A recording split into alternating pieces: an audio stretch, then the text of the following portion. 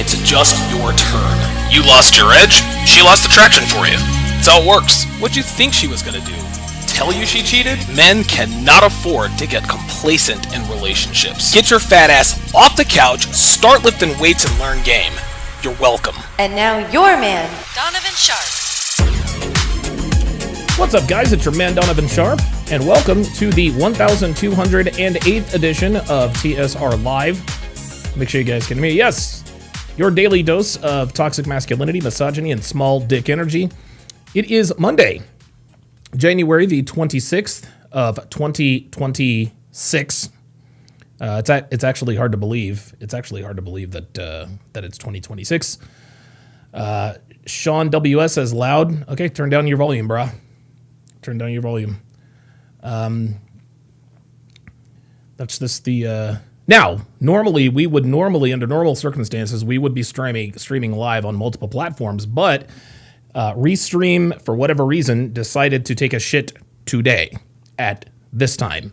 I've never, ever had trouble with Restream, and of course, you know, those of you who are familiar with Restream, it's basically one of these platforms, one of these software platforms where it allows you to stream to multiple platforms at the same time. Normally, I stream to YouTube, Facebook, X, and Rumble, but for whatever reason, Restream decided to take a shit on me today on January the 26th. And of course, right when I'm at my wit's end, you know, now customer service is like, hey, how can I help you? And I'm like, you know what? I'm just let that shit go. It is what it is. So we are streaming live to YouTube. So however you're watching, wherever you're watching from, thank you for making the Sharp Reality Live a part of your daily routine. Quick announcements before we get started here, and I'll shout you guys out in the comments.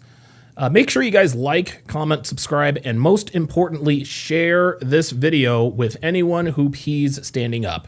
Imagine your brother, your buddy, your coworker, even your dad thanking you for changing the trajectory of his life simply because you shared a video or a short or a clip. Okay, and remember, guys, I want you guys to understand there's no need to accompany sharing of my videos with some sort of explanation as to why they need or should watch it. Just drop the link, and if they have any questions, you can answer them. But this is the best way to get the word out. All right? No paragraphs of texts, no, hey, you need to watch this, bro. It's going to change your life. None of that. You guys know how that goes when you try to evangelize this community. It doesn't necessarily go that well.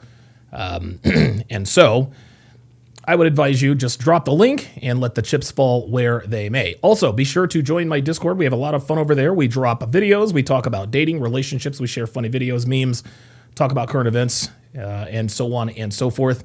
Discord is definitely the platform you need to join if you want to communicate with the family on a regular basis. I suck at Discord. I really, really do. And I'm not one for New Year's resolutions, but I did make one this year. I'm going to try to get better at Discord. So if you guys have any videos to share, any ideas to bounce off me and the guys, or if you're just looking for a community of like-minded men, make sure you join our Discord community. The link, of course, is in le description. Guys, make sure you follow me all over social media. I normally have graphics to accompany this stuff today. I just got a little bit behind as usual. I'm on Facebook, Instagram, X, Snapchat, and TikTok, actually. Just search my name on Facebook, Instagram, Snapchat, and X. And to find me on TikTok, just search for Relationships Hacked. And finally, if you want the best dating wisdom on the net, head on over to datingwisdom.net. There you will find all of my books and courses, from my 5-part 7-hour audio course, How to Build a Quality Woman from the Ground Up, to my 25-hour dating course, my 25-hour course on dating and relationships, to my signature series, Womanese 101. You will find literally everything, and I mean everything, that you need to dominate the dating market here in the 2020s. So go to datingwisdom.net if you're looking for a real-world actionable advice and step-by-step guidance in terms of how to navigate today's dating and relationship landscape. Okay, guys, it is time to do our location check, our age and location check. So if you guys would, go ahead and put in your age and location in the chat. I'm going to start it off here first. Just Okay. So for example, I would type in 48/Reno, exactly like you see it in the chat. The reason we do this, guys, is because if you are here, okay, there is a better than average chance that you think the way we do here at TSR Towers. But on the other side of that coin, you also understand how difficult it is to meet like-minded people who share our beliefs. Well, by putting your age and location in the chat, you alert the people here who might live in your proximity that you are there. You never know. Someone could be watching from your city, your neighborhood, your street, your block, maybe even in your own building.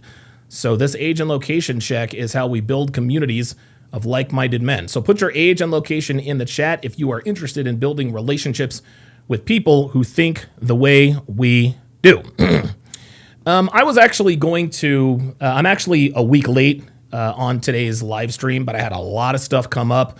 Lot of stuff come up. Just to give you guys just a quick rundown. Devin and I finally got all of our stuff delivered from New Jersey. To make a very long story very short that you probably don't care about, we had been quoted $5,000 to move all of our stuff from New Jersey to Reno. So we put down the $2,500 deposit, and the day before we were supposed to put down the last deposit, they told, okay, well, thanks for your deposit. Your balance is $7,500. I was like, well, wait a minute. You guys told me it's like $5,200. And they're like, no, the quote here says 10,000, blah, blah, blah, blah, blah. And so obviously I was like, okay, we're not going to do business with these guys. So we requested our refund back and decided to just pack everything up in a U-Haul and drive everything out ourselves. And it took them like a month and a half to get us our refund, which was pretty crappy. But eventually we did get our refund. And so we've been putting it off because we just have not had the time or the energy to just get things straight. Finally, a few weeks ago, as a matter of fact, it was the Monday. It was the Monday night the Eagles lost to the Chargers on national TV. I flew back out to New Jersey, took everything from the storage unit, loaded it up into one of those pods, called up pods and said, hey, come get our stuff. They picked it up in New Jersey, ran it all the way out here to Reno, Nevada. And as you guys can see, as a matter of fact, here, I'll give you guys sort of a look-see. So, all right, so this is, okay, obviously this is for recording. Oh, no, well, this is me. This is clearly me a little earlier, just testing some things. I guess it's frozen. Yeah, there we are. There's camera 3. By the way, shout out to Geeky Anomaly, aka Mike Steele. He has definitely made the Wall of Fame. But as you guys can see, I've gotten all of my stuff back, all of my posters, all of my studio equipment, all of my, all of the stuff that, shows, who I am, where I've been, et cetera, et cetera. So I'm very, very happy about that. So that's pretty much what I was doing all of last week. Also, I know I touched on this the last time I had a live stream. I told you guys that I might have attention deficit hyperactivity disorder. Saw a doctor, and it took a 10-minute conversation for him to diagnose me immediately. So I am ADHD, and so my doctor prescribed me Adderall, or I think he prescribed me the generic version of Adderall, which is like amphetamine salts, extended release, 20 milligrams. And so I'm like, okay, cool. He calls it into the pharmacy. I get to the pharmacy. They're like, yeah, sorry, we're out. And I'm like, I'm sorry, I beg your jargon. You're out. And you guys, you guys know me. I'm a man, right? And I'm not really, I don't get sick often. I don't go to the pharmacy often.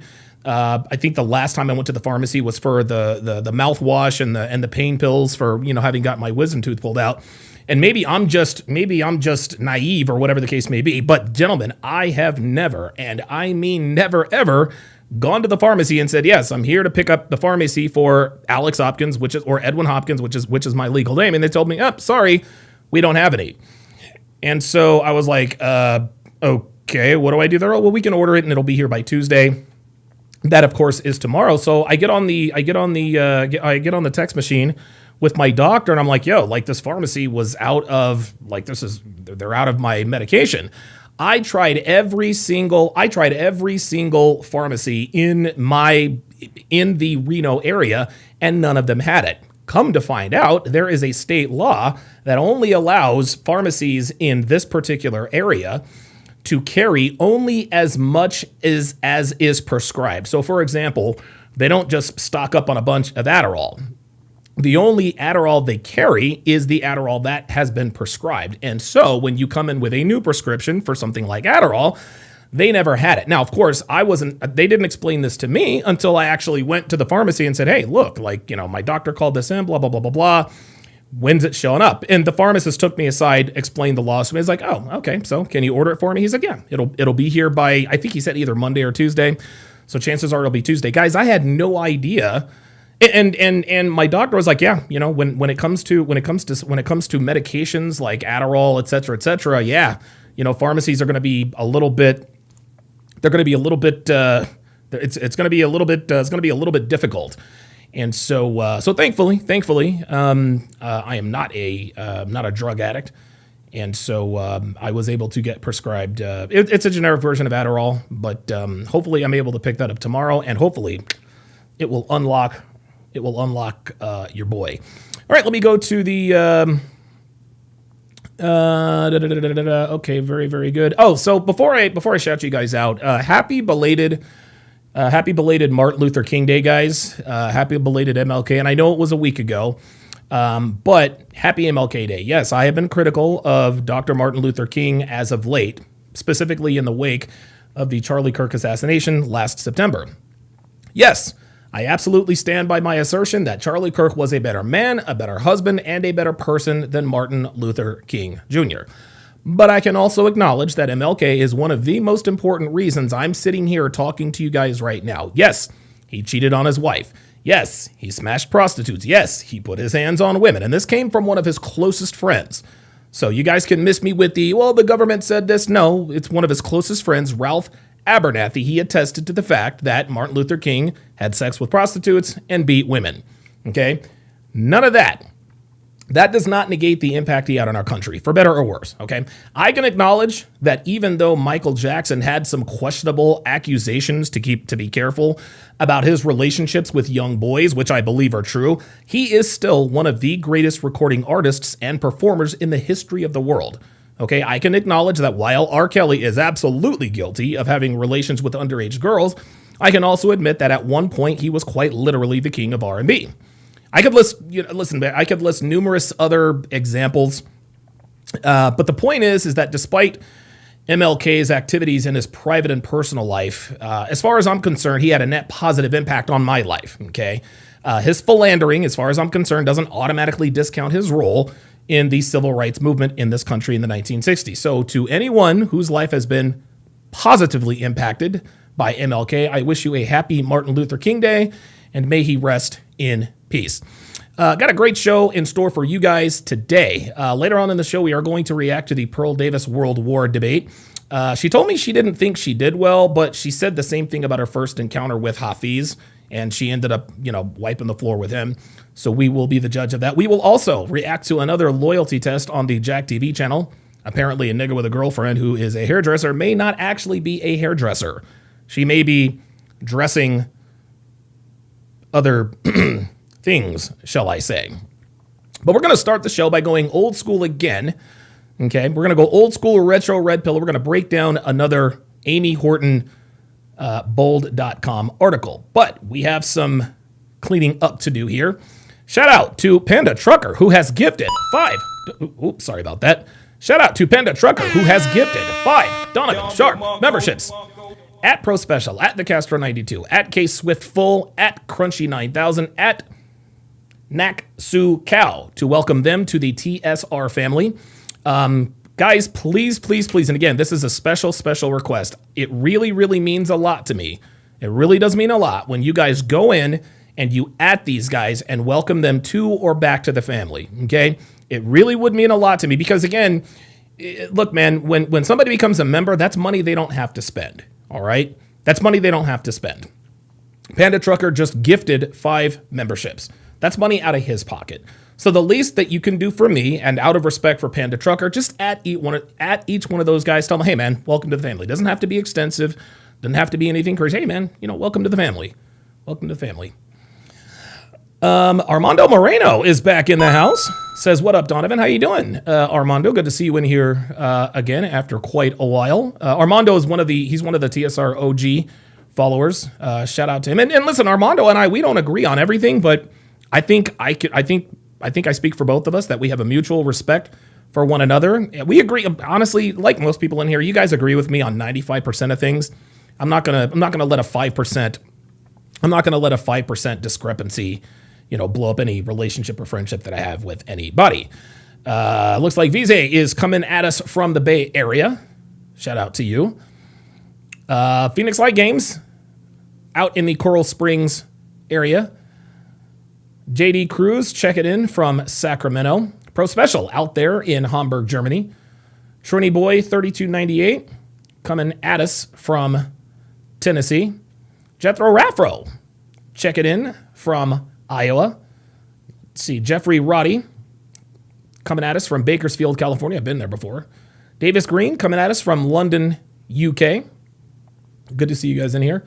Phoenix Light Game says, Jesus Christ, I can't believe you're going through all that bullshit. Glad things have settled down. Yeah. And again, listen, I've been on and off and inconsistently lately. Only the people who are closest to me know what really happened. Phoenix Light Games happens to be one of those people. So, JD Cruz says, hey, Donovan, have you tried Pine State Biscuits in Reno? It's a great breakfast spot. No, I have not, but I'm going to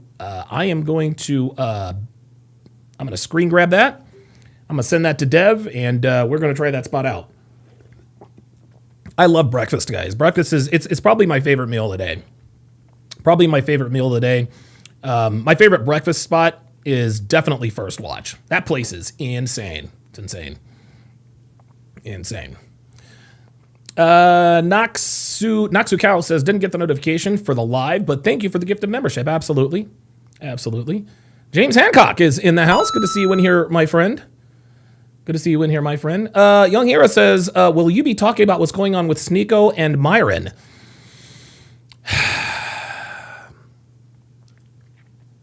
Not yet. I need a little more. I need a little more information, a little more context, because I know both of them. Obviously, I know Myron a lot better than I know Sneeko. Like Sneeko and I, I'll see him every once in a while at events. I saw him. We chatted on the yacht. At the yacht party. I've seen him around. Obviously, you guys know Myron is one of my oldest friends. I've known him for years, but I'll probably need a little bit more context and a little bit more information before I start, speaking on stuff like that. A lot of people, and listen, I appreciate the curiosity, Young Hero. I will be giving my take on that.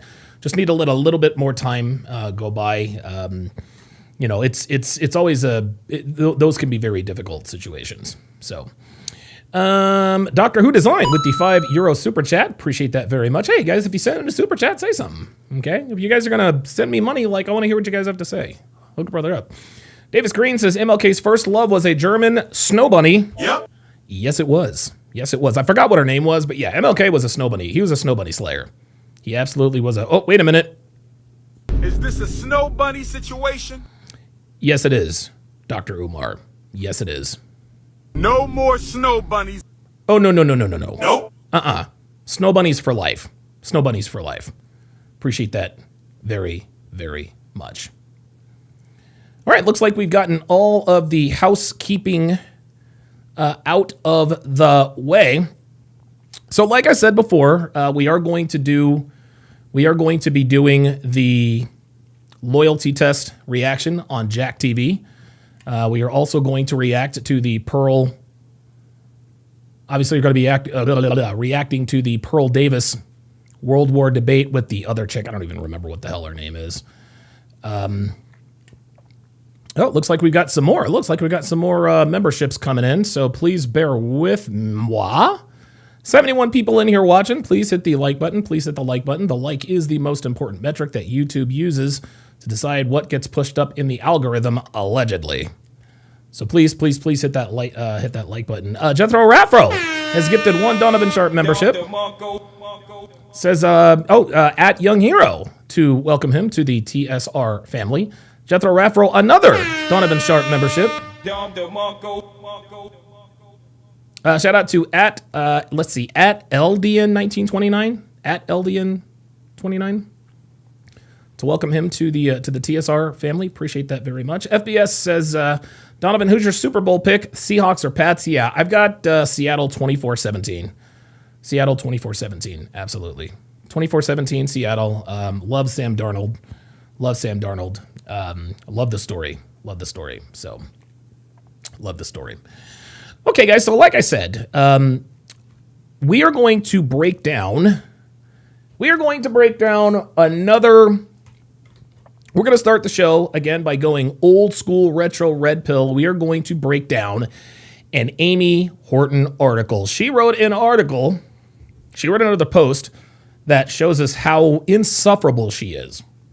This particular post is entitled,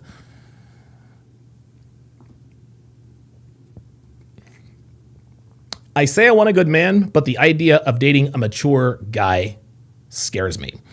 Now, this post grabbed my attention because the title alone verifies exactly what I've been saying about 304s who run up on guys who treat them well.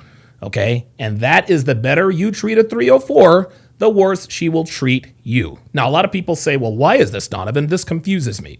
Why don't women reciprocate good treatment? Why do they adore men who treat them poorly, but then ruin the lives of men who treat them well? Well, the answer is simple, gentlemen. Despite what they say out loud or on social media, girls who sleep around know that they're not worthy of being treated like a lady. Okay? They are keenly aware that outside of the pleasure they provide men between the sheets, they are completely useless to high caliber men. For this reason, they tend to gravitate towards men who treat them like garbage, cheat on them, disrespect them, and all that good stuff. All right? They know that they deserve this behavior, which is exactly why they can't get enough of these guys.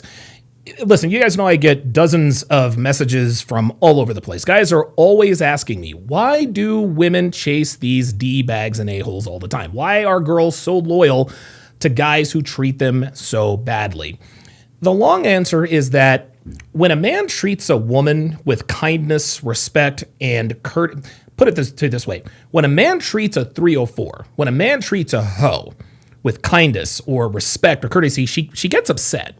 And the reason why she gets upset is because she's thinking subconsciously, how does this guy not know I'm worthy of his treatment? How does this guy not know that I am not worth being treated like a lady? I've got blue hair. I've got a bull ring in my nose. I've got a giant thigh tattoo. I've got 3 kids by 2 different men, which is actually 2.5. All right, 2.5 men, because I'm not exactly sure that Daniel is Daniel Jr.'s father. And I told this guy who's treating me well that I still talk to my ex. Why is this guy so clueless? When she asks herself these things, gentlemen, what she'll do in the relationship is she'll poke and prod the guy to make sure that he's not just pretending to like her for the purpose of only hooking up with and then subsequently ghosting her, okay? But once she figures out that he is yet another clueless dude who believes everything he hears and everything women tell him, she will lie, she will cheat, and she will disrespect him. Let me let you guys in on a little secret, okay? And I know a lot of you guys probably know this already, but I want to make this crystal effing clear. Girls positively loathe men who do not recognize them for who and what they are, and they will punish these guys with a fury of 1,000 suns, okay? That's just all there is to it. They absolutely hate blue-pilled beta guys, or whatever terminology we're using for it now. Okay? They hate these guys. Another reason why 304s treat good men terribly is because, I mean, let's keep it real. Chaos, drama, turmoil, all that stuff, dysfunction, that's all they know, right? And let me make a prison reference. Like, these girls are like an ex-con who's been institutionalized by prison, right? So when ex-cons get out, they don't know how to act. Right? And the reason they don't know how to act is because they can't handle freedom. They can't handle choice. All they know for the last 25 to 30 years is, 3 hots in a cot, being told when to take a piss, when to go to sleep, when to stand, when to sit, when to eat, when to throw away their stuff. So what ends up happening is they reoffend in order to go back to the environment that they're most comfortable in. This is called recidivism. Okay? Gentlemen, hoes are exactly the same way. All right? All these girls know, all hoes know, is getting treated like garbage, being verbally and sometimes even physically abused. They know getting cheated on and constant turbulence. So these girls reoffend, if you will, to get thrown back to the men who use and abuse them, because despite the physical and mental wear and tear, it's what they're the most comfortable with. And this is exactly where Amy Horton finds herself today. She's just been given parole, stay with me here. And because she's not sure of what awaits her on the other side, on the outside, she gets anxious. Okay, she has no idea how she will respond to good treatment from good men. And she's scared, guys. She said so herself in the title. She couldn't handle freedom in her 20s, which is why she was sent to prison in the first place. So we're going to break down this article. I'm going to have the AI voice read it out loud, as we did last time, to give it a little more panache. Jethro Raffro with another $5 super chat says, hey, Donovan, I was wondering if I could pull up. I have something important to say to you. I'll wait for you to fit me in. Yes, absolutely. Yeah, the pull-up line is open. Give me 2 seconds here. And I forgot to... I'm going to open up the pull-up line, Jethro, after I get done breaking down this article. I'll have you come up. Let's see. Got something to say. Hashtag pull up. So again, I'm going to put this in the chat. If you agree, disagree, if you want to call me up, troll me, if you want to debate, whatever the case may be, if you want to say something nice, if you want to say something mean, as long as it's respectful-ish, go ahead and hashtag pull up. I'm going to pin the link in the description. And I'm going to pin that message. There we go.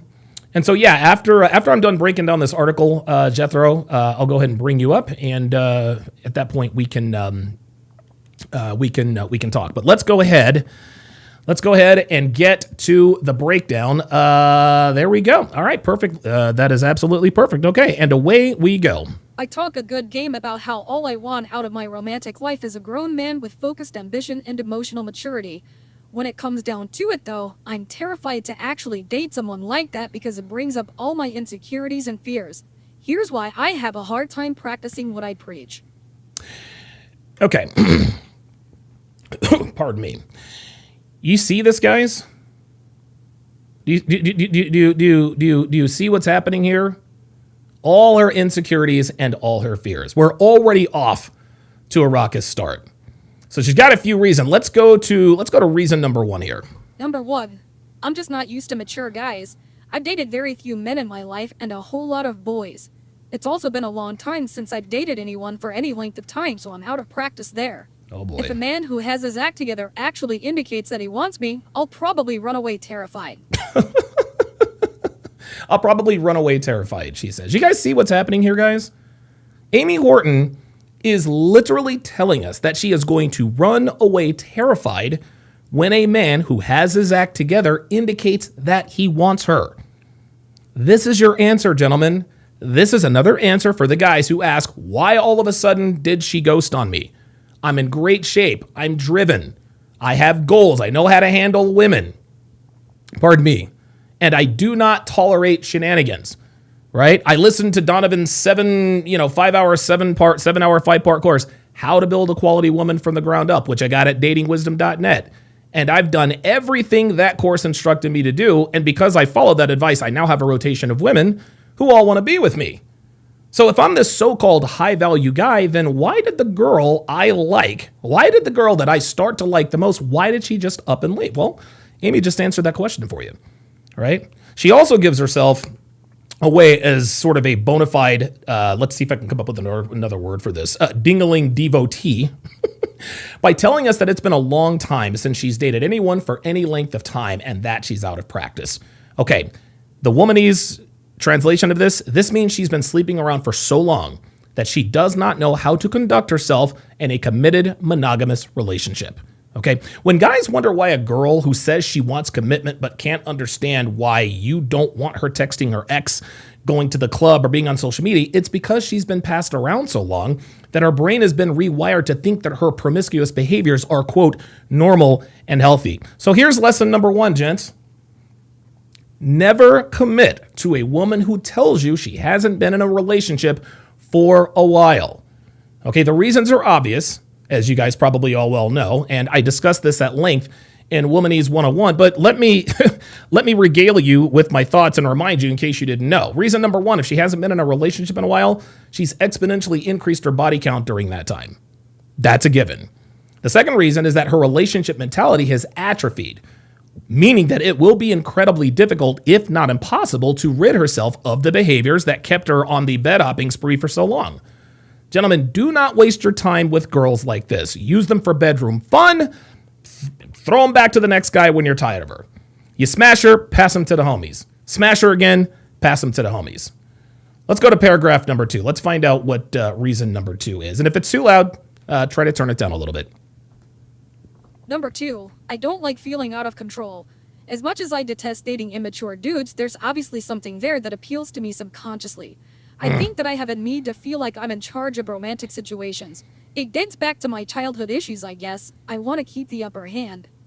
Okay, this makes absolutely zero sense. Okay, but before I tell you why, let's take a minute here to translate some of the language that Miss Horton is using here in paragraph 2, because she's using words and descriptions that are purposely misleading, which indirectly dilutes what's really happening here. Let's start from the top. She just said immature dudes, okay? Earlier, she said mature guy, which is obviously the opposite. She also used the word boys and men to describe immature dudes and mature guys. She wants us to believe that she means she's been dating younger guys who are immature and don't know any better, as opposed to older men who have themselves together. But the difference between the two isn't age or maturity level, not the way she wants us to believe. No, the difference is bad boys versus high caliber men. That's it, okay? Like most women, like most modern women these days, Amy jumped into bed with the bad boys in her 20s and shunned the men who were good to her. Now, she did give a few men the old college try, as she just told us earlier in the paragraph when she said she's dated very few men. But because she was following Sheryl Sandberg's advice on how to date, she put those guys on ice so that she can continue having fun with the immature boys.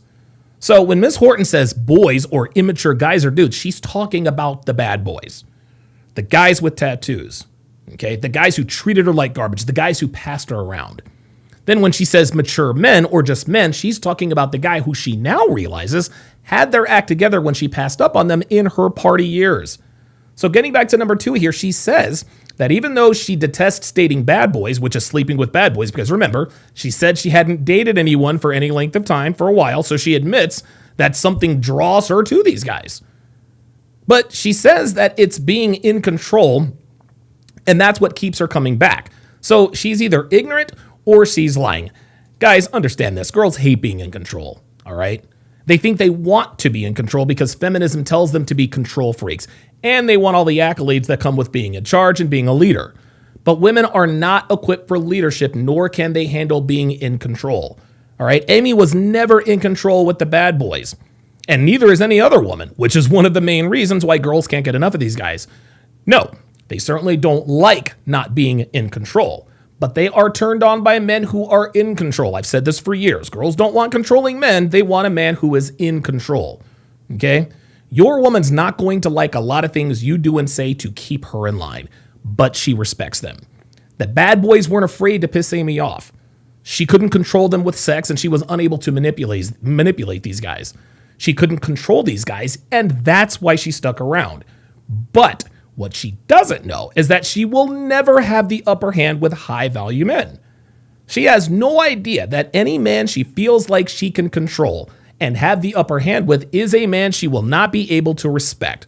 And she will be right back to square one when she cheats on him with Dave, the unemployed garage band guitar player who may or may not have an outstanding warrant because he owes back child support to multiple people.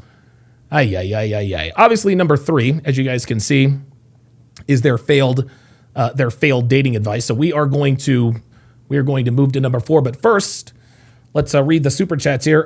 Snotus with the $5 super chat says 304 Queen. Yep. Absolutely. Panda Trucker, member for 27 months. Says Don, is there a one-on-one call-in line where we can call in to get support or an ass kicking? That is outside of normal streaming hours. I need my ass kicked. I actually might start bringing back the Sunday Zoom calls, guys. The Sunday Zoom calls are definitely going to be a regular. The Sunday Zoom calls are hit and miss during football season. I'll just keep it real with you. You guys know I'm a big football fan, but football season's about to come to an end, so I might actually start doing those Sunday Zoom calls.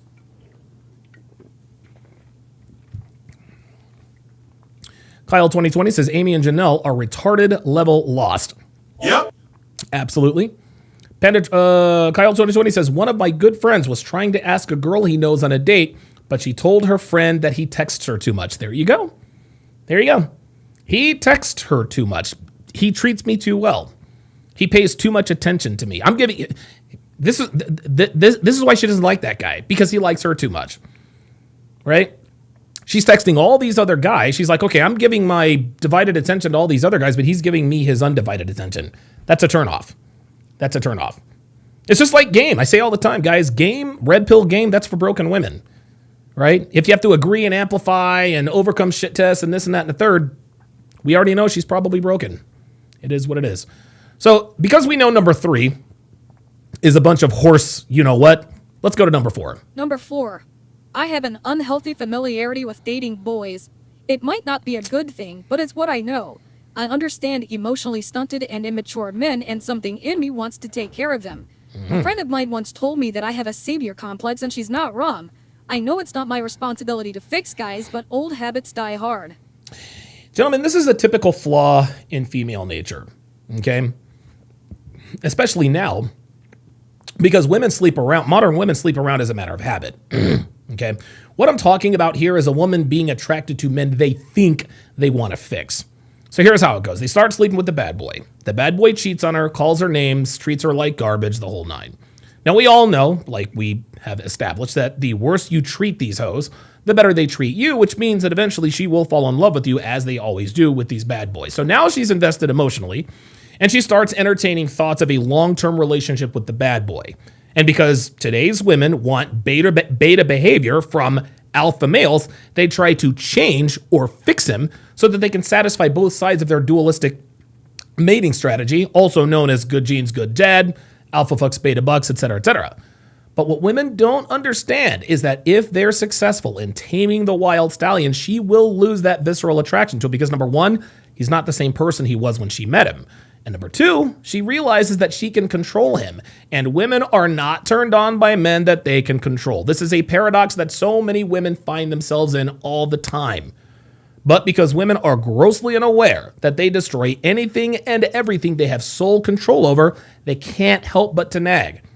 And if the man she is nagging, if he's weak-willed, if he has a scarcity mindset, or if he doesn't have any steadfast beliefs, he will cave in and eventually submit to her whims. Now, some of you guys are probably thinking, okay, why do women do this, Donovan? Why do they never realize that they've always fallen out of love with the men they are successful in bending to their will? And the answer is simple. Because they're women. And this is just what women do.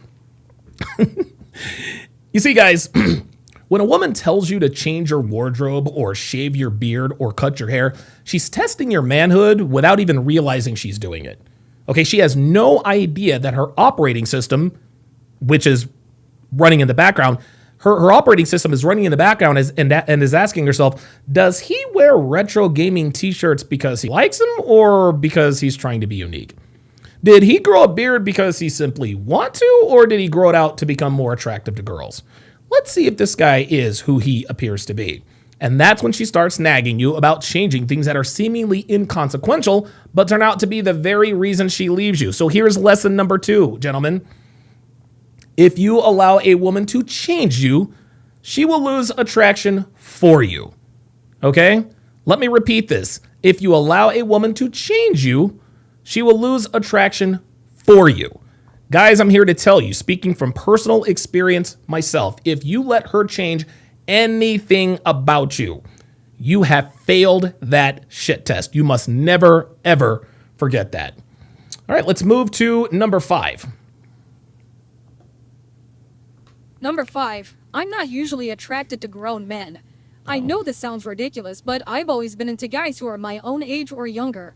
For the most part, I don't feel any physical chemistry with older men. There are always exceptions to the rule, of course, and not all emotionally developed men are older than me, but this has been the general trend. Do you guys see what she's trying to do here? Okay, it's almost as though she's writing each section after she listens to my assessment of the previous sections. And let me explain why this is. Turn up your volumes. Turn up your volumes here, guys. Not too much, because I don't want to blow out your eardrums. Earlier, we established that mature men and men really means stable men. Men who have their act together. Men who are high caliber or have potential to become high caliber. Basically the opposite of the bad boys she was fooling around with. But now she's slightly changed the vernacular to make us think she's talking about the same kind of men in an attempt to throw us off about who and what she's really talking about. Stay with me here, guys. Before, she used mature guys as a pseudonym for nice guy. But now she's calling them grown men to mislead us into thinking mature guys and grown men are the same thing. She is trying to fool us into thinking she's talking about the same kind of man, but she is not. Nope. All she did here in paragraph number 5 was tell us that she has more physical chemistry with men around her own age. That's it. It has nothing to do with what she's talking about in this article. Miss Horton is attempting to tell us that one of the reasons she used to pass up the good guys is because she didn't feel any physical chemistry with them. But the mature guys she's talking about are not the same as the grown men she just described. She's trying to avoid being called out for passing up nice guys to bang the bad boys by conflating mature guys with grown men. You guys see how this works? She's doing this so she can say, well, I didn't pass up nice guys for the bad boys. There were just some men I didn't have physical chemistry with, and that's why things didn't work out. I was totally looking for a long-term relationship when I was young, 23, and hot. But if I'm not physically attracted to these guys, that's not my fault. These grown men she's talking about here in number 5 are neither the mature or immature men she's talking about. These guys are a separate group of men she's trying to group in with the good guys so she can claim she gobbled bananas for noble and just reasons. Nice try, Amy. Let's go to paragraph 6. Number 6, I have a hard time being vulnerable. I'm very honest, yes, but I'm emotionally closed off. There is a definite distinction between the two. There are certain places that I simply don't or can't go with most people. When I'm confronted with a man who is open with his feelings, it freaks me out. Of course it does. Guys, I love how women just can't help but to tell on themselves even when they try not to. And I almost always tell my guys, be patient. Okay, she's not going to tell you the truth now, but if you pay attention and just wait, eventually she will reveal the whole truth and not even realize it. Amy just told us that there are certain places she simply does not go with most people, as if to infer that she chooses not to open up emotionally with the men she's romantically involved with. But right after, I simply don't, she puts in parenthesis, or can't. And that is where she reveals the truth about her emotional state when it comes to men. Pay attention, guys. You see, gentlemen, the very first article I broke down from Ms. Horton was entitled, I'm scared that I no longer have the ability to be emotionally available. And in that article, she waxed poetic about the fact that because she's hooked up with so many men, she's afraid that she's unable to bond with them emotionally or open up to men that she's in a relationship with. But Donovan, she said she was scared. She didn't actually say she could no longer emotionally bond to men. Yes, she did. 2 years before in that article. And because we know that Ms. Horton was most certainly not closing her legs for 2 years, we also know that she was increasing her body count during this time, which is exactly why she gave us a glimpse of the truth in the parenthesis. She doesn't open up emotionally because she cannot, and that's all there is to it. One of the reasons it freaks her out when a man is open with his feelings is because she knows that she is unable to reciprocate those feelings due to the fact that she's been passed around more than a football in a run and shoot offense. It's really that simple. Let's go to paragraph number 7. Number 7, I crave an emotionally mature connection, but can't handle it in reality. I'd like to think that if I meet the right guy, this won't feel so difficult. Hopefully, he'll make me feel at ease and we'll get along so well that I can open up. That being said, the initial shock of trying to make that connection with someone is scary as hell. Listen, guys, there's really not much to say here. As far as I'm concerned, this is just sort of a regurgitation of number 6, which is being afraid she can't open up emotionally because she knows she can't. Let's go to number 8. Number 8.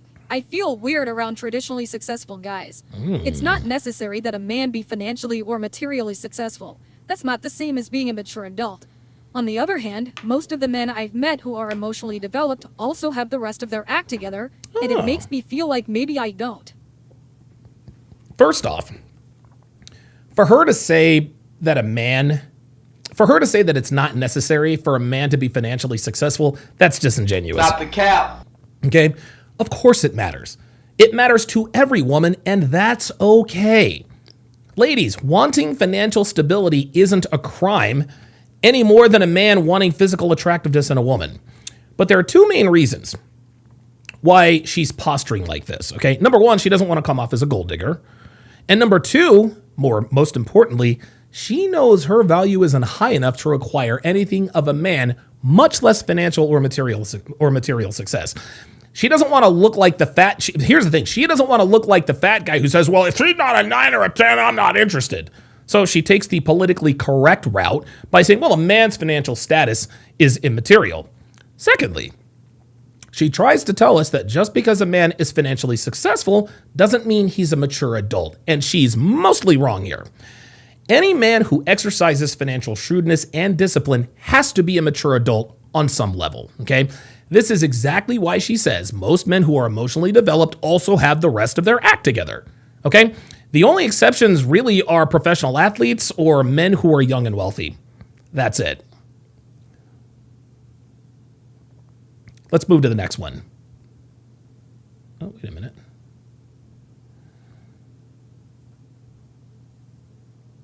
I think I got ahead of myself. Oh, all right, yes, let's move to the next one. Let's go to number 9. Or 8. Was that number 8? Yeah, that was number 8. Number 8. I feel weird around traditionally successful guys. It's not necessary that a man be financially or materially successful. I'm sorry. You know what? Let's go to number 9. That was a replay. Here we go. Number 9. Number 9. I worry about feeling like I owe them. A truly evolved man would never make me feel this way. The problem is, I get paranoid because I hate being at a disadvantage. I take care of myself and pay my own bills. But I also can't exactly go crazy throwing money around. I try not to care, but I always feel like I'm lacking. So let's break out our womanese translator, shall we? What she is saying is that if a man can take care of her financially, or at the very least elevate her lifestyle because of the money and resources he brings to the relationship, then he shouldn't expect her to have sex with him when he wants her to, if he's truly evolved. That's what she says. What she means is that she does not want to feel obligated to uphold her end of the bargain in a relationship, which means giving her man her body when he wants it, which proves that, once again, women always want the benefits without any of the costs. Guys, I'm here to tell you, all relationships are transactional. The biggest part of the male end of the bargain is financial security, and the biggest part of the female end of the bargain is regular sex and exclusivity to her body. This is an unspoken agreement between men and women who commit to each other. We don't have to sit down and say, okay, if we're going to be in a relationship, a long-term relationship, I'm going to financially provide for you, I'll protect you, and so on and so forth. And you as the woman, you've got, no, it's an unspoken rule, okay? A woman provides a man with her sexuality in exchange for access to his resources and vice versa. But according to Ms. Horton, evolved men shouldn't respect anything in return for sharing his resources with a woman he's committed to. Pardon me? Nope. He shouldn't expect anything in return with a woman he's committed to who also is committed to him. He should just do it out of the kindness of his heart. So what if a man, let's reverse the sexes here. So let's just say, for example, what if a man named Adam Horton wrote an article just like this? A truly evolved woman, and listen to me, if he wrote this, a truly evolved woman would never make me feel like I owe it to her to share my resources with her because she gives me regular sex and keeps her legs closed to other men. The problem is I get paranoid because I hate being at a disadvantage. I can have sex with random girls from time to time, but I can't exactly go without, pardon me, I can't exactly go out and get a new woman every night. Gentlemen, Adam Horton would be public enemy number 1. He'd have his name dragged through the mud. He'd be called a misogynist, a woman hater, and would have women demanding that he share his resources and money with any woman who's committed to him and provides him with regular action in the bedroom. Now, to be fair, Ms. Horton is right. She's absolutely right. Women are not obliged to do anything they do not want to do. If they don't want to give up the booty on the regular, they don't have to. If they don't feel like they should have to give their men their bodies whenever he wants it, nobody's holding a gun to their head. But on the other side of that coin, we as men, we're not obliged to do anything either. We don't have to share our resources. We don't have to share our financial success, and we don't have to provide for women if we don't want to. But here's the crux of the situation. Here's the crux of the situation, guys, and I need you to listen closely, okay? Women in relationships still feel entitled to a man's resources even if they stop having sex with him. Let me repeat that. Women in relationships still feel entitled to a man's resources even if they stop having sex with him. Guys, wives all over the Western Hemisphere have either stopped or throttled the sexual frequency they give to their husbands. But because they have children and a contract with the state, he can't exactly withdraw his resources, so they're essentially checkmated. But if their husbands step out on them on account of the lack of his wife's sexual availability, now it's a problem. So a wife can close her legs and expect her husband to uphold his end of the bargain, but if a man cheats on her because she's withdrawn her sexual availability, she loses her mind and cries the typical rhetoric, men are dogs, men cheat, men can't be trusted.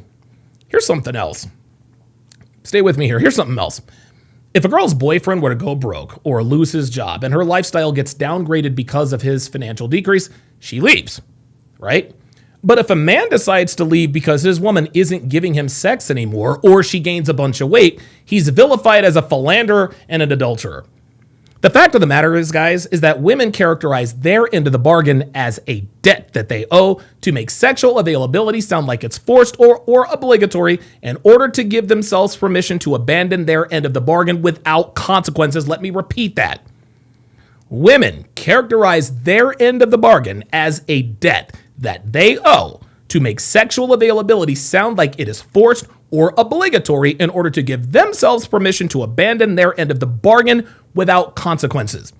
They feel like they have the right to enjoy a man's resources even if they stop giving men their bodies, but then turn around and demonize men if they withdraw their money and resources to find another woman because his woman gains weight or stops putting out. So no, Ms. Horton, women don't have to do anything they don't want to do. But guess what, ladies? Neither the fuck do we. Let's go to number 10. Number 10. I'm not interested in a standard lifestyle. Oh. Again, there are exceptions to the rule, but most mature men I meet are pretty stable in their lives. They have good jobs and they want a steady relationship, and usually a home and a family and all the trappings. That just isn't me, but I don't want to end up with an irresponsible bum either. You know, a lot of women these days say they don't want to have kids or start a family. Now, this isn't necessarily a bad thing, okay? I've always said just because you can doesn't mean you should, and that includes having children. Every man can be a father, okay? If you want to just like boil it down to every man can be a father, okay? But some guys are just not cut out to be a dad. Well, it's the same with women. Any female can become a mother, a biological mother, but as we've seen over the years, not all of them are cut out to be moms. So Amy telling us that she doesn't want kids or a family, that's not alarming, okay? And to her credit, at least she's being completely honest, and it doesn't really appear to be, habitually, misleading men into thinking she wants kids and then pull a bait and switch after the wedding. Then she says she doesn't want to end up with an irresponsible bum, but what she fails to realize is that she is in no position to be picky. Amy is in her early 40s, not her early 20s. And what she just described in terms of the man she wants is a man who is well off financially, but doesn't want kids and lives a non-traditional lifestyle. Now, these men certainly exist, but here's the crux of the situation. They're not interested in long-term relationships with women like Amy Horton. Yes, they will use women like her for one-night stands from time to time in case they're in a slump or put them on their roster to maintain their abundance mindset, but they don't take these bitches seriously for anything outside of butt fucking. She can want, and guys, listen, she can want a high-value man all she wants. That's not against the law. But I wanted to be the center fielder for the New York Yankees, and that didn't happen either. Let's go to number 11. Number 11. I hate to admit that mature men test my confidence. Oh. I like to think that I've made great strides in the past few years and that I'm fairly self-confident now. It certainly feels that way. Until I come up against a guy who challenges the way I see myself and also the way I see men. I can't take a position of superiority and I don't want to be inferior, but I don't feel equal. Gentlemen, this is the inner conflict that feminists regularly grapple with, okay? They're attracted to men who are superior to them, which is in their biological makeup, but they don't want to be inferior, which is the feminist programming. This is one of the main reasons most women today are totally confused.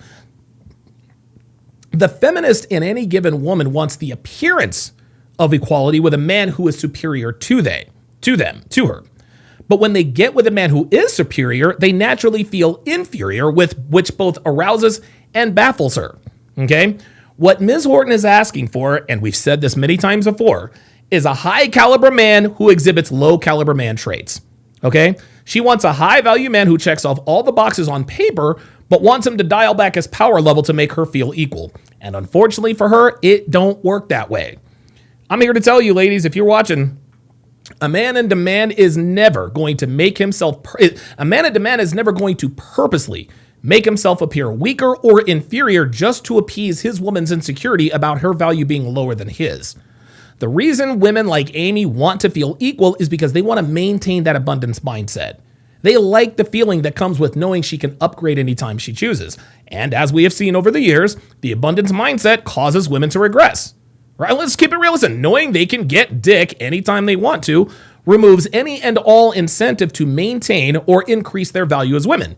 They can gain weight, they can close their legs, they can behave pretty much any way they want to. Okay? Women like abundance because it's a lot easier to just exist without having to worry about their men going anywhere. But when they get with a man who is superior to her, all that abundance disappears and is replaced with scarcity. And even though women hate this feeling, it is both good for them and their men. Gentlemen, scarcity causes women to progress. Okay? Knowing her man can get sex anytime he wants gives them incentive to maintain or increase her value. She's motivated to stay in shape. She's motivated to give her man bedroom action whenever he wants, and she's motivated to behave and stay in pocket. Women don't like scarcity because it's a lot harder to keep themselves together to keep their men from stepping out on them. Abundance, on the other hand, causes women to regress. Remember, we said scarcity causes women to progress. Abundance causes them to regress. And scarcity motivates them to progress. Men, we are the total opposite. Abundance is good for us while scarcity is bad for us. Listen, man, today's women, they all want the easy solution.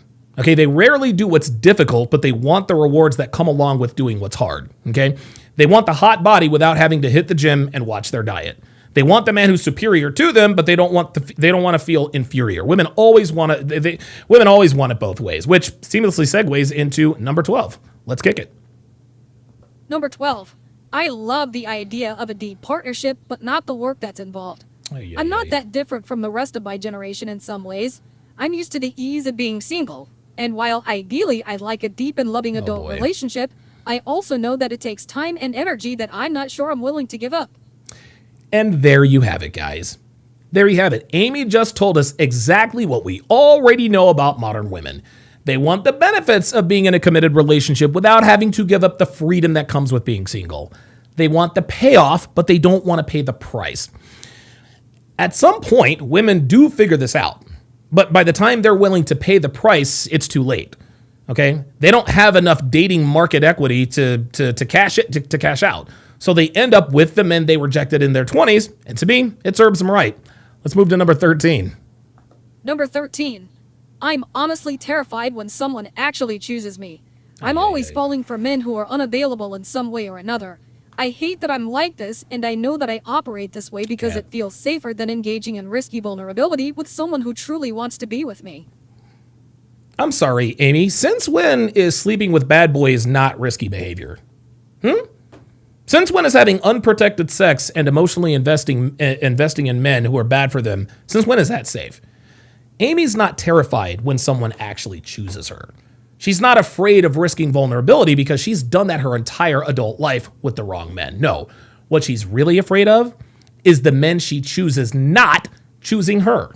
That's what she's afraid of. She is afraid that the men she chooses will not choose her. Guys, this is what she's really afraid of. Okay? Bitches like her engage in risky behavior all the time. So pretending she's afraid of risks, that's a ruse to make us think that she isn't risky, which, of course, is a telltale sign of a slut. And she knows it, which is why she put it this way. Let's go to number 14. Number 14. I've been alone so long that dating a grown man baffles me. I've not had many mature relationships in my life. I've been in love and I've had serious boyfriends, but there was often an element of childishness in our interactions. We never really discussed our futures together or acted adult. Now I feel like I don't even know how to begin. Guys, this goes back to what I talked about at the beginning of this particular article. Most of her relationships have been with assholes who treat her like garbage. Like I said, guys, Amy is used to dysfunction. It's all she knows. This is why dating other kinds of men baffles her, because she honestly has no idea how to conduct herself with high caliber men. Luckily for her, she will get to stay in her comfort zone, because high value men won't go anywhere near her, which will make her readily available to the dudes who are more than willing to pass her around. And finally, let's go to number 15. Number 15. I don't like to feel that my partner is more emotionally mature than me. This is the real kicker. If I find a fully open and emotionally vulnerable man to date, I have to then confront and deal with my own issues with exposing my heart. I don't know that I'm quite ready to go there. But then again, there's never an ideal time to face your fears. Okay, so once again, the heading has nothing to do with what she actually wrote in the section, which seems to be sort of a recurring theme among these bold authors. But let's talk about what she pointed out here. If she does find a fully open and emotionally vulnerable man to date, she's going to lose attraction to him. Women may like the idea of a man who is emotionally vulnerable because it looks great in movies and television, but women never stay with these guys. Why? Because vulnerability is weak, and women do not like or respect weak men. Guys, I'm here to tell you, speaking from personal experience, pouring your heart out to a woman and doing things like having cute little chats about your feelings over lattes and vegan shortbread cookies, that dehydrates her lady parts in a hurry. Women don't want this, okay? They think they do, but they won't. And again, I speak from personal first-hand experience. This is exactly why women don't stay with men who are emotionally vulnerable. And if they do stay with these men, they take advantage of their vulnerability because they despise weakness. So why on earth would we as men purposely make ourselves weak and vulnerable to women when they have showed us time and time again that they can and will take advantage of and fully exploit our weaknesses and vulnerability? That, honestly, guys, that's the equivalent of a boxer intentionally dropping his left hand against a guy like Deontay Wilder, who has arguably the greatest right hand in boxing history. What sense does that make? At the end of the day, guys, women like Amy Horton are scared to date mature men because, number one, they're not turned on by them and don't want to end up with them. And number two, if they do run up on a guy who's worth a damn, they know that he is not going to commit to her long term. And women simply do not handle rejection well at all. All this fear is ego. Amy doesn't want her ego bruised when a man of value tells her, thanks, but no thanks, I'm not looking for anything serious with an older woman right now, when she angles for a relationship with a man she actually respects and loves, but then finds out days later he's on a weekend getaway with a hot 21-year-old who never met a recipe she didn't like, doesn't believe in putting a lock on her phone, and actually admits she likes doing things to make her man happy. She's even more baffled as to why she can't find this girl anywhere on social media. Isn't that interesting? All right. Dr. B84, member for 70 months. Wow. Says, man, you're finally back. Got promoted to partner at work officially with a pay increase $450K per year. Abso-freaking-lutely. Unbelievable. Shout out to Dr. B84. All right, I'm going to take a 30-second potty break, and when we come back, oops, that's not what I want to do. When I come back, we are going to, we're going to react to the, we're going to react to the Jack TV, loyalty test. Why can't I find anything here? Where is it? I can't find oh, there it is. 113 people watching. Appreciate you guys very much. Oops. Oh, sorry about that. Wait a minute.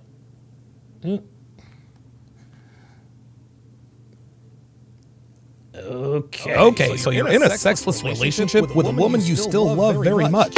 You've tried talking to her, you've tried relationship counseling, and at this point, you might even be desperate enough to try hypnotism. But nothing has worked. You're becoming increasingly frustrated with not having your needs met. So what's a man to do if his wife or girlfriend isn't satisfying his needs in the bedroom? Simple. He needs to get his hands on my free guide, Dead Bedroom, The Cure for a Sexless Relationship. This incredible handbook is jam-packed with a wealth of knowledge based on personal experience, real-world scenarios, and proven results. Had to stop it that. Contains Had to stop step-by-step. Nope. Had to stop that. Yeah, that ebook is no longer free. That ebook is no longer free. Okay, perfect. I'm in.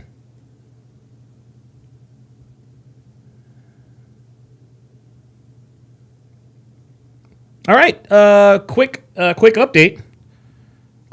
I will be going live tonight at 8 o'clock p.m. Eastern, 5 p.m. Pacific, with none other than Tommy Sotomayor. Tommy Sotomayor and a few other panelists. We're going to discuss the debacle that happened between, I've already forgotten the dude Corey's last name, but Anton Daniels put a clown suit on Corey what's-his-face for all the world to see. So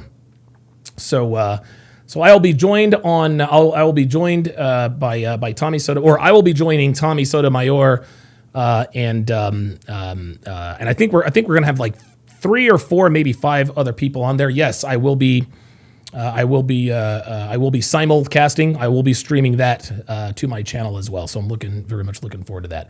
Okay, so the pull-up line is open, guys. The pull-up line is open. I just spammed it in the chat. If you have anything to say, nice, mean, whatever the case may be, the link has been pinned in the blah blah blah in the chat. Jethro Raffro is on the line. Jethro, what's going on, brother? How you doing, man? Not too bad, Donovan. How you doing? I'm doing good. What's on your mind, man? So, I wanted to say something to you. I was going to preface it by saying the time that when I first gained the most respect for you and why I follow you so much, and I watch all your videos. I like all your videos. I'm in the network. I'm in the Fresh and Fit network too, as well. Good. It was the time that you had the episode where you explained your story about Amy. The story of what happened to Amy. Oh yeah. The chick that was entangled, and then I believe the boyfriend had approached her at the house or whatever with the shotgun. Yeah. At that time, and the time with your story about the necklace that you had on. Oh yeah. Your necklace. Yeah. Because I had watched you up until then, but then you had actually gone into your own story and explained the things that have happened to you, like that. It's kind of unbelievable that you'd be so open with everybody, on stream. But I mean, that gets you loyal followers. Sure. Well, the reason I do that, Jethro. Well, let me just respond. The reason I do this is I think it's very important. If anyone is going to listen to what I have to say in terms of my advice on relationships, you're more likely to take what I say seriously if you know that I've made those mistakes. We have a lot of content creators and love gurus and love doctors. All they do is talk about their wins. Yes, I banged 10 girls a week and I've never. That's not realistic. Okay, anytime you get to where I was with girls, there was a long line, years and years of failures, and those were probably some of the biggest ones. But yeah, I think it's very important for people to understand both your W's and your L's. I think you get a little bit more credibility that way. And so I'm a little nervous, but so the thing about it is when I had heard that, and it's been a long time that I obviously follow you. And the last time you did a live, I had commented on your live about the Facebook, about you, because you had so many followers on Facebook, about being monetized. Yeah, being monetized on Facebook. And I had also said, like, hey, it was next time you go live, I'd like to pull up because I had something important to say to you. Okay. Well, because I had missed the last live stream because I was sleeping before work, and I woke up, and then I was like, oh, I missed you because I was going to pull up. But that was the stream that you had said that you thought that you might have ADHD, that you thought you had ADHD. Yes. And the thing about it was, I had actually been studying ADHD for like all my life since I was little, because they had tried to say that I had ADHD. Okay. So I've been studying it for a long time. And when I heard that you said that you were going to go to the doctor and that you possibly, maybe he would prescribe you, prescriptions to help you out. I had also seen on that stream kind of how you were like figuring out that maybe something was missing because of the way you are. But me having studied this for so long, people say that people have ADHD. ADHD to a certain degree isn't real to a certain degree. People mistake it because they don't understand that humans are built a certain way, and they classify people with ADHD that if they're doing something and then they get distracted by something else, they think that it's ADHD. Okay. But in terms, if you like study what your personality is and how your personality works, then people start to learn and understand. Because I've done that. I've been studying personality, and I've studied ADHD for over 30 years because they said that I had it. Wow. And the thing about it is, when you learn what your personality is, there's certain ways that you can verify, okay, this is how I work. Why does it seem that I might have ADHD or attention? Right. Because they call it attention deficit disorder, but it's not. Yes. Like it's not a disorder if you work that way. If your personality and the way you work is a deficit, because like when I was younger, they try to say, hey, he can't focus. Well, the problem is like I was around a whole bunch of kids trying to learn, when the best suited for me was to learn around less kids. Absolutely. So the thing is people don't understand is like, when people are like, yeah, you're just this way, as well, the majority might not be that way. So then they're going to label you a certain way. It's like, hey, you have this, or you have this wrong with you. But people don't realize is we're all built a certain way, and certain people might seem weird to other people, but that's how they are. They don't actually, nothing's wrong with them. And they don't have anything wrong with them. But then people say and try to label and say, hey, you have this, you have that. Well, I get it. We're in a cog in a machine, and society says, hey, you have to go to school. You just have to do this, try to learn careers, try to, push you and stuff. But the real reason, and the reason I'm saying all this is because I want you to take a personality test and maybe do a little bit of research, because if I'm being 100% honest, I don't think you have ADHD. And the thing is people say the same thing you say, like, oh, I'm distracted by this, and sometimes I get caught off guard. I might start talking about off topics and everything. I did that. I did that too. I did that too when I was little. But the thing is I was super aware of everything, and I know for a fact, like, you have a good memory, don't you? Yeah, dude, my memory is way too good, dude. Well, yeah. So see, and that's the thing is, like, me too. I have a super, like, especially emotional interactions with humans. I have a really good memory over a long period of time. Yes. Right, but see, and the thing is like, it's connected to, some people are intuitive. You and Myron both say this, pattern recognition. Of course. The thing about it is pattern recognition is part of a certain personality. So certain people have pattern recognition better than other people. Okay. So, so like, and that's why I say, you really should take a personality test and explore that more, because so what happens was, if you learn about your personality and then you go online and you start to review what the 16 personalities is and like how it attaches to who you are, then that would help show you actually what you need to fix and what's wrong with you. Because you know how we say in the manosphere to the degree is like, women, when they get knowledge and they think that they're doing right, or they think they know it and they don't, and then they get mad at you because you're right. That's the same thing. It's the same thing with personality. Is like, I believe that personality and gender are the two of the same coins, and we don't study personality as much. But personality, yes, personality is like that other half of your gender. So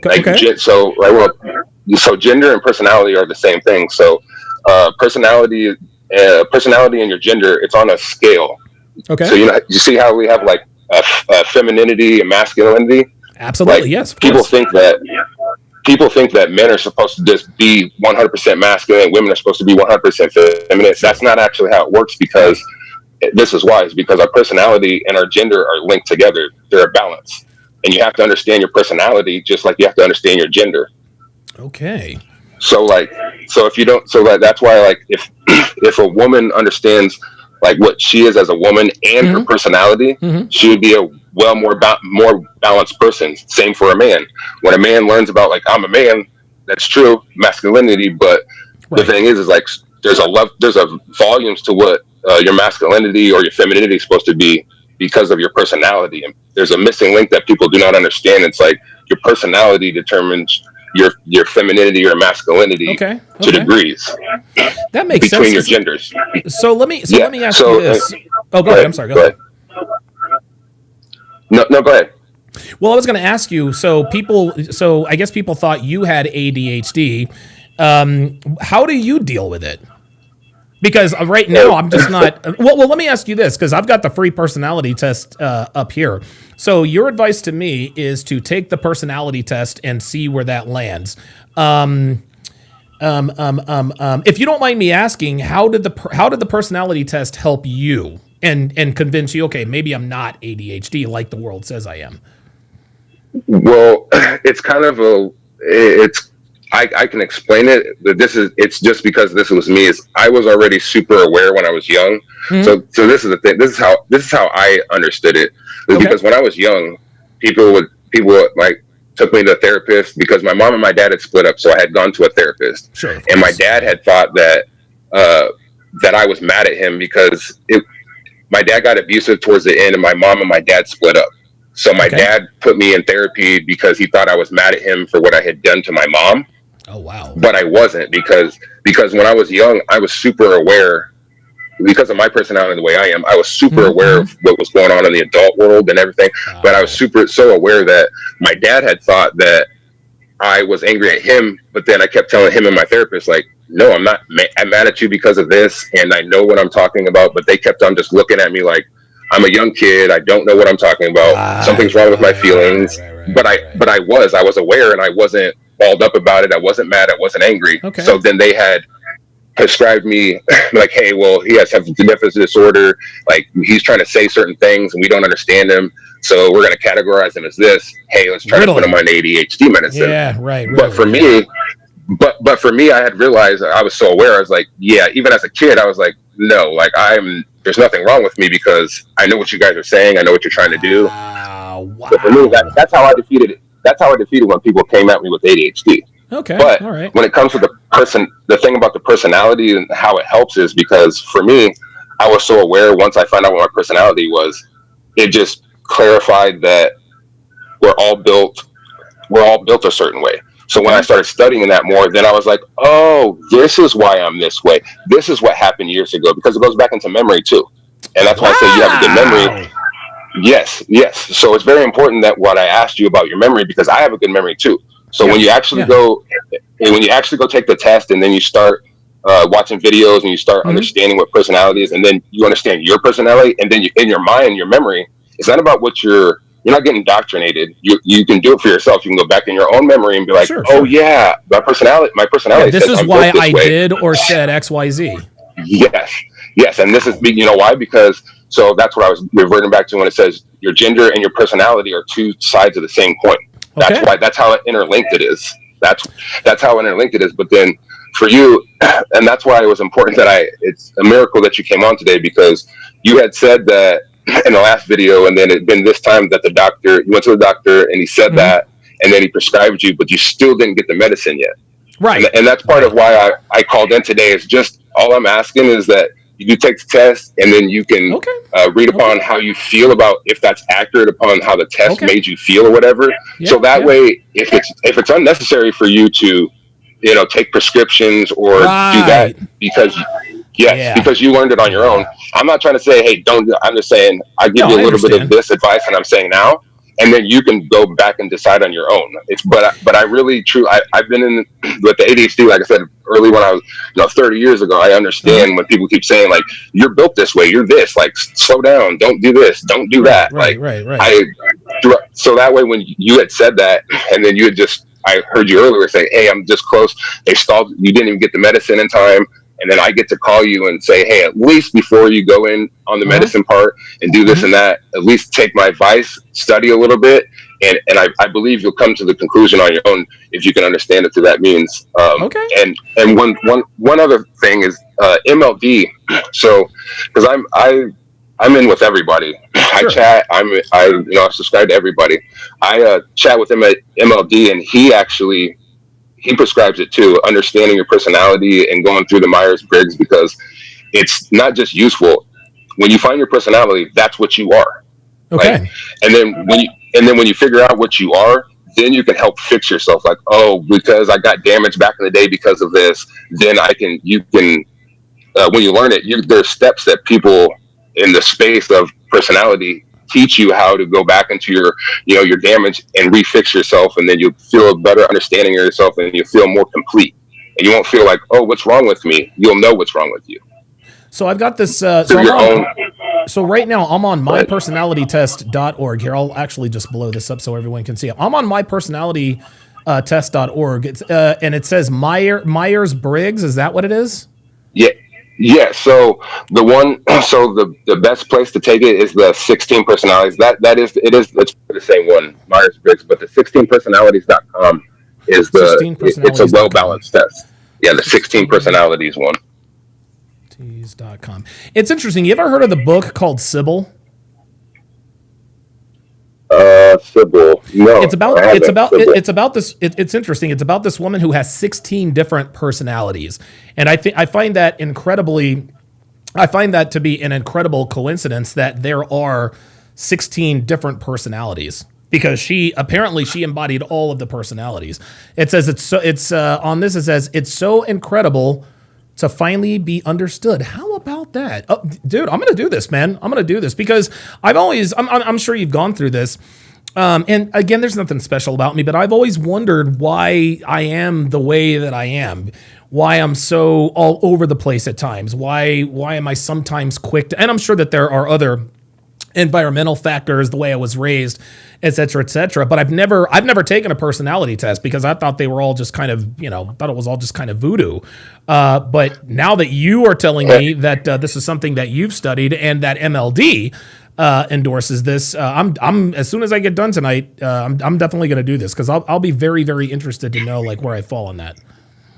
Yeah, because the thing is I've kind of been in the shadows. I'm going to come out someday about all this, but I've been waiting. But for you, I came out especially for this. I haven't done this yet, but it's just especially for you because that's why I prefaced it with how you earned my respect fully is explaining that and coming on. So that's what I'm doing right now is I'm just, you're the first person that I'm like aiming this at because it's that important. When I heard ADHD is like, I'm like, that's one of the things that I'm really good at. I understand this is my world. And I live it.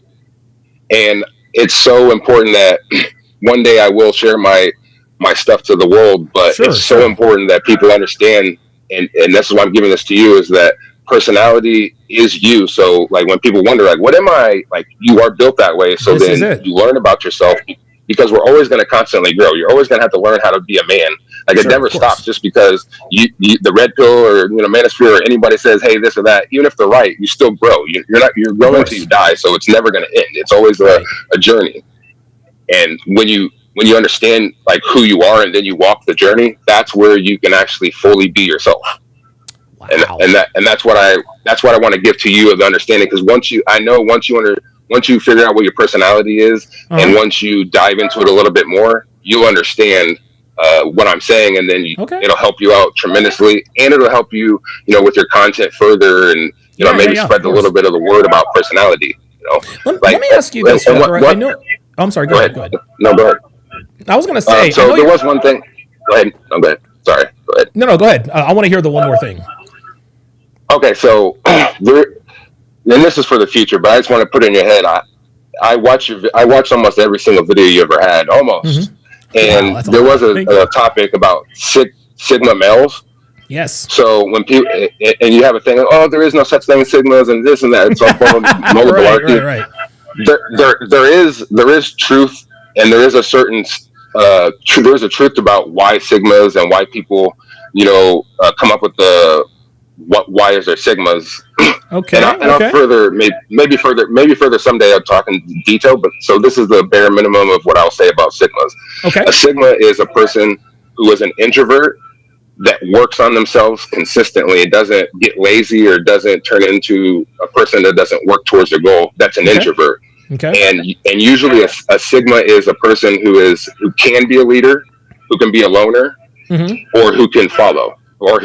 That's what a sigma has the power to. If they work on themselves when they're introverted, that doesn't mean they don't want to be around people and they don't want to help people. It's actually the opposite. A lot of introverts want to help people deeply, but it's hard for them to be around a lot of people. So that's where the sigma, to a degree, comes in. Is that they're followers, they're leaders, and they're lone wolves. And if they know themselves so well, that's why they can go between the levels of being a follower, being a loner, or being a leader, is because they're introverted and they want to help people. So they're like the quiet people who lead, or the quiet people who follow, So to a degree, sigmas. That's a little briefing of sigma. Sure, and yeah, I've been hard on. I've never heard of the quote unquote sigma male described in that way, because the way and listen, I'm sure you can agree with me. A lot of these guys on the internet who think they're sigmas, to me, that's just a cope. Okay, you're a pussy. You're afraid to talk. You're afraid to talk to girls. You're lazy. You still live at home with your mom. And it's interesting. Every time I used to watch one of these sigma videos, 7 reasons you're a sigma, they always make reference to a superhero or a comic book or some sort of make believe anime, and I think the reason why I was so hard on these sigma males is because they were trying to claim that they were something valuable without ever having worked for it. But if you're telling me that this is just the personality of some people, then that I can definitely get on board with. I'm not about to tell a guy who plays video games 18 hours a day, lives at home with his mom, has Cheeto dust on his finger. Yeah, I'm a sigma male. No, you play video games too goddamn much and you spank the monkey too goddamn much. But But what you're telling me is that the sigma male, it doesn't appear to be like anything they're telling me that it really is on the internet.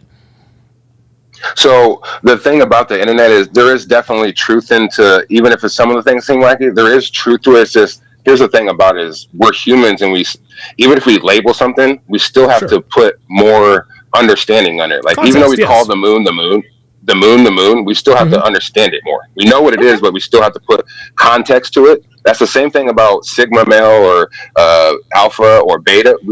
It's true that it probably exists, but then people need to research, get better, and the better understanding to make it more accurate. We all do that with everything every single day, and that's people try to be like, yeah, sigma. People just try to describe it to help us learn and understand it and be more accurate at it. Even if they're wrong, they kind of do help a little bit, because then you're like questioning it and you're like, hey, is this that? Is this that? And then it helps, it's like a scientist. It helps put things in order that aren't true. Bruce Lee said it, take what is useful and then discard what is useless. Right, discard what's not. That's exactly right. Yeah, and then add to what something is. And I really think that what I just broke down as a sigma, that really is what a sigma, and I understand, and I just, one more thing about the sigma thing that you said, is that when people say superhero or put that kind of stigma to it, there is a kind of a reason to it, to a degree. Okay. It's because people don't notice sigmas is why. So we sometimes, even when talking about it, have to be like, yeah, because we're the ones in the background that are, kind of powered up and everything and quiet. But then it's lonely when you're super intelligent. You don't want people, if you're an introvert, people around you when you're an introvert take your energy. That's the basis of being an introvert, is when you're around a lot of people, it doesn't matter if it's not about social. They drain your energy because you're an introvert.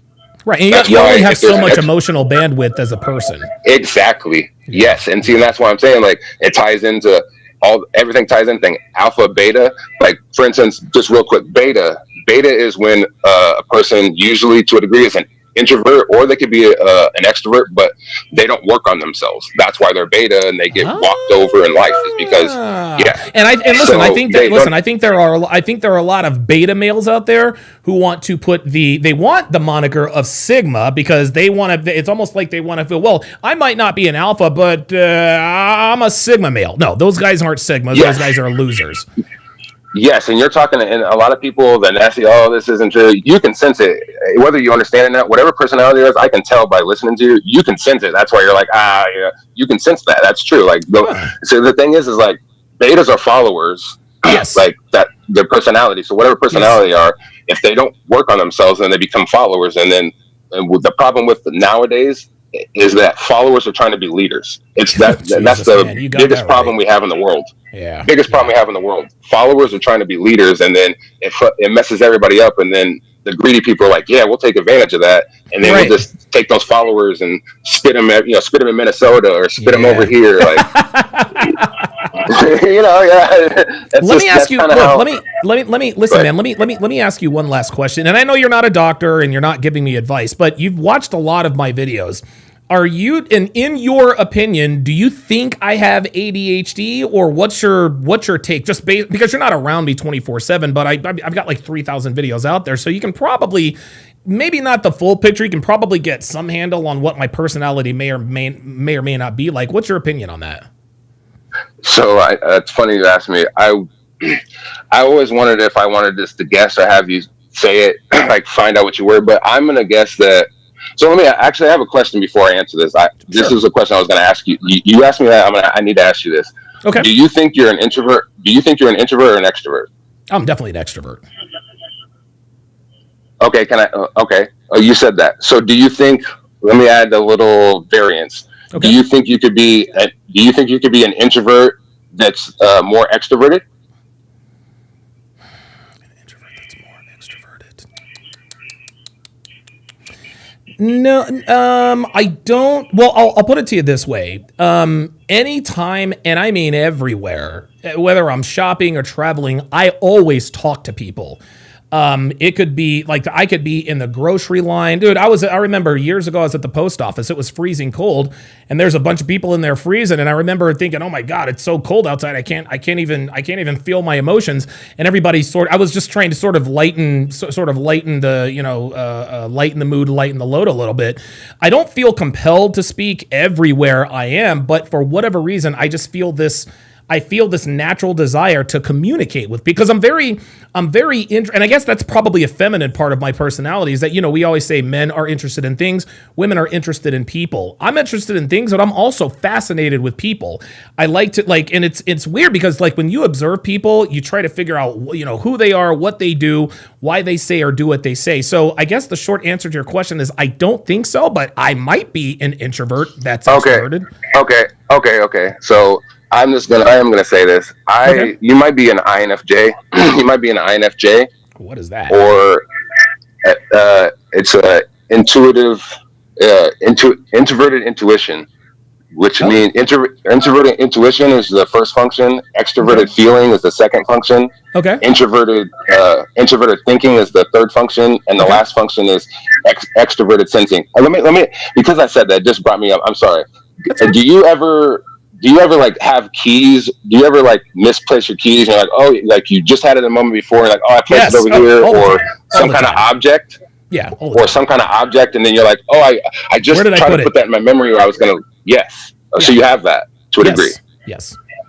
Okay. So I think you might be an INFJ. I mean, that's my personality too. I've always sensed that you might be. That's why I asked. And an INFJ is the most extroverted of the introverts. Oh, that's why I asked that question before. So the INFJs are the most extroverted of the introverts. I mean, dude, I've been an extrovert my entire life. The only thing before I started getting into fights at school, the only thing I used to get in trouble in class for was talking. I just obviously I like to talk, but I'm definitely going to take this personality test because I've really, and it's interesting, when you talk to doctors and therapists here in the 2020s, they don't really have the same understanding, or at least they can't really tap into that as we do. We understand in this community, and we're no smarter or dumber than anybody else, but by the same token, we keep it real over here. If a guy were to hire a therapist, hey, my wife cheated on me, what do I do? The therapist is going to say, brother, you need to let it go. She's with you now, blah, blah, blah, blah, blah. We all know that is absolutely not what you should be doing. So, but by the same token, they do have some sort of cerebral knowledge that could help us, if that makes sense. Yeah. So just one more last question on this. Sure. Do you because I know what MLD's personality is. Mm-hmm. When you met MLD or when you talk to him, does he seem like he's similar to you? In ways, but not completely.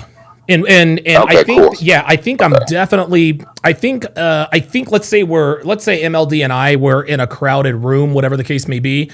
I would probably be the first to talk to somebody in a situation. I'm sure that there have been, social experimental tests in terms of that. But I do know, I've known MLD for a while. Him and I do have similarities, but I wouldn't say that we're exactly the same. So I think you're either, and I thought you were an extrovert too, but I couldn't tell because of you're like a loner, a streamer to a degree, and I know you obviously socialize and go out and do certain things. Yeah, and I can tell you're obviously talkative too. So maybe you're an ENFP. MLD is an ENFJ. Okay. So whenever you get to the test, and I will tell you this. I will tell you this, Jethro. There might actually be something to what you're saying, because while I am an extrovert, I'm at a point in my life now, I don't seek social situations. I would much rather stay at home by myself or with my wife. That's just and I don't know if that's I don't know if that's just a byproduct of me just growing up or maturing, whatever the case may be. When I was in my 20s and early 30s, I like to go out and party and have fun and chase girls, but these days I would just I can't remember the last time I stayed up until midnight on New Year's Eve. That's just not something I'm interested in. So I will say that I definitely, now at 48 years old, I definitely am not, I don't put myself in social situations nearly as much as I used to. If I find myself in a situation where maybe a little extroversion would, maybe make things more interesting, well then yes, I'll just talk. And I don't say, okay, I'm in a social situation, I better talk. For whatever reason, I have a natural chemistry with people I don't know. I can talk to anyone like they're not a stranger, but I don't go out and say, I'm going to go out and talk to a bunch of strangers today. That's never been who I am. Yeah. And I mean, I think that I kind of have there's a small theory that when you're if you're an introvert, when you're younger, you're going to be more extroverted because it's so young. You're so young. So even though you're an introvert, you'll be more extroverted. And as you get older, have phases of being a little bit more extroverted, and then you go inwards the more you understand yourself, learn. And then I think that's what happened to you to a degree. I mean, you're older than me by, I think I'm 39. Okay. So when you get older, even if you were extroverted, maybe when you get older, naturally you go introverted wise, because technically in the personalities, you have 2 extroversions and 2 introversions in your personality. Okay. So it's 2 introversions. So everybody has 2 extroversions and 2 introversions. Now it's what makes you an introvert is if the first function is introverted or if the first function is extroverted. That's what makes you extroverted or introverted. That's what that personality test will reveal to me. Yes. Yeah. And then later on in the future, if you want to pull up and talk or whatever, I will. But, there wasn't one, that's all I have to say about that, unless you have anything else. But there was one more thing, and it has nothing to do with this, that I definitely need to say to you. And that is that a while back, with your shorts, you have to make, and I know you make shorts, put on YouTube now, especially in Facebook, the skits you used to make and the way you should put them out, especially if you go on FNF. I've been a big fan of getting your stuff on FNF to the crowd of FNF needing to see that red pill content. Not just because I represent you and put your stuff out there, but it's so important to the people that Myron is bringing it on. They're so young and they're actually taking his advice and they're actually growing and they're actually, you guys, I know you guys do know, but you guys really don't know how much what you guys do is actually penetrating into the world. It's very vital that I say this I'm in Iowa. Coming from Iowa, it's felt even in Iowa what all you guys are doing. It's felt in Iowa. Wow. We feel like I go to work. I work at a random, I work doing security, and I talk to young kids. I talk to young guys, and I ask them, I think that I'm going to know much more than them because I'm much older than them. And then I go to talk to them about stuff, and they already know it. And I'm like, whoa, how do you guys already know? What? I don't think you guys. Yeah, I'm already like, hey, what the heck? I go to talk to them like I'm going to be their leader or something, and they're already I do this, I do that. I'm already on. I'm not playing that game. I understand what's going on to a degree, and they're actually. I'm like, whoa, it stops me from actually helping them. I mean, I'm not going to help them, but they just hold me back. I'm like, whoa, you guys already. So it's very important that you understand that. It's like you included everybody that is in the space. They are affecting everything. It is making, it's helping us. Like I needed help from I needed help from the space.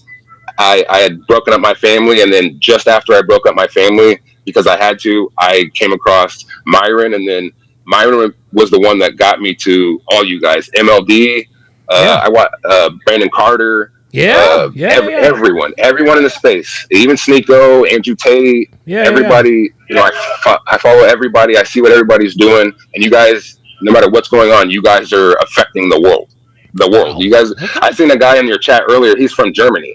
Yeah, in your chat, like, from Germany. So you guys, you're affecting the world. Like, you're helping us out beyond measures that not very many people can express. But I am expressing it. It's so very vital. You guys keep this up, man. Jethro,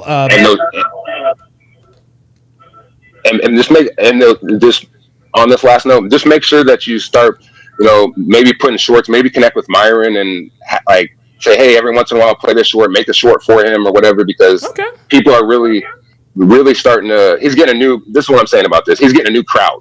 He's getting younger people, a newer crowd. It's been a long time since he got just such a new crowd of kids that are listening to him and stuff. It's very important and vital now. Because I text Myron. I'm on this debate channel all the time. Hey Myron, play this, play that. He's played it once. He's played it once on his debrief, the relationship drive-through skit. Those are a blast to win. Those are much needed nowadays. So that's why I'll tell my guy to start posting them again. well, Jethro, listen, when you go on the show, go ahead. So I know I'm rambling on. This is the last thing. Next time you go on a show, you should definitely queue up a couple skits and have them play it. Especially, the one thing I haven't been able to do, because I know they run a business. And I have to, and Myron's so busy. I know he'll do it, but he's so busy jotting around and so many people coming in. I try to tell him, like, put the drive-through skit relationship thing on the after hours when the setup's right, when the girls have a certain amount of time and they're saying certain things, like play the drive-through skit video and then watch the reactions to the women reactions to it. I think that one skit is perfect. So I think you should put it in Myron's ear, like, hey, you should put that on, the air, because he has to plan for it. I know. So of course, yeah. But yeah, and that. Welcome to Bolde Smash. I appreciate Can I take your water? Yep. I appreciate all you do. Of course, man. I appreciate it, man. Jethro, listen, man. Thanks for chiming in, and this has been incredibly educational, man. I will definitely take that. Definitely take that personality test for sure. So disclaimer. Sorry. Disclaimer before. So just because you take the personality test doesn't mean, because you could be in a certain mood or whatever, and you might. It's not the end all be all. Make sure you try to be honest as possible when you answer the question, so that way it's pretty accurate. Yeah, but what I will say is, like, take the test and then read about the different personalities and listen to the different personalities online, and you'll be able to find your personality. So even if the test could be a little off because of your mood, or you might be doing this or that. So it might not get as accurate. So take the test and then go online, research the 16 personalities, what they say about it, and you'll find your personality, and you'll understand what I'm saying about the ADHD and all that stuff and figuring yourself out. It's so important to you. So I thank you for all you do, and I will chit chat with you later. All right, Jethro Raffro, man. Let me give him a Don DeMarco, man. That was where's my Don DeMarco? The hell? Come on now. There we go. That was fascinating, man. That was absolutely fascinating. I learned a lot. There. That was incredible. Yeah. Welcome to Burger Smash. Can I take your order? What was the other one? Welcome to Nick Flings. Can I take your order? Yeah, I might start working those back into the rotation. All right, let us move to the next part of our program. And again, guys, if you guys want to pull up, if you have anything to say, anything to add, subtract, multiply, divide, whatever the case may be, make sure you hit the pull up link. It is now pinned in the chat. What we're going to do now is we are going to react to a loyalty test by Jack TV, but I know that people have been getting not copyright strikes, but copyright sharing revenue, whatever. I don't mind doing that, but I also want to keep my channel legal. I am still one of the last RP channels here that are still monetized, and hopefully I can keep it that way. So I'm going to, you guys can see I've got the watermark up here, and I've got the disclaimer down there. So the title of this one is, will his, quote, hairstylist girlfriend cheat and do more than hair? And away we go. Welcome back to another episode on Jack TV. Today we're helping Bryce figure out if his girlfriend was truly loyal to him or not. I lost my job recently, and I feel like since... Oh boy. I lost my job recently. Okay. Now, I know a lot of you guys will say, yes, if you lose your job, your woman is going to leave. It really, it depends. It depends on the situation. It depends on the situation. And it depends on how long you've been with her, right? So for example, let's just say that Donovan Sharp Incorporated were to disappear. Devin's not going to leave, but she ain't going to stick around forever. Okay. I've got 10 years in with Devin. I've taken care of her, and she has taken care of me. And so the 10 years that we have together, that will probably give me a substantial runway, but it's not continuous. Okay? Devin is not going to stick around forever if all I do is wallow in self-pity, crawl in a bottle, doing drugs, whatever the case may be, complaining about this and that. No.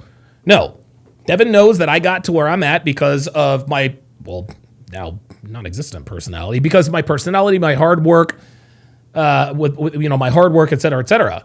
But I don't, again, understanding what I know now, I know she can't wait around forever, and I wouldn't expect her to wait around forever.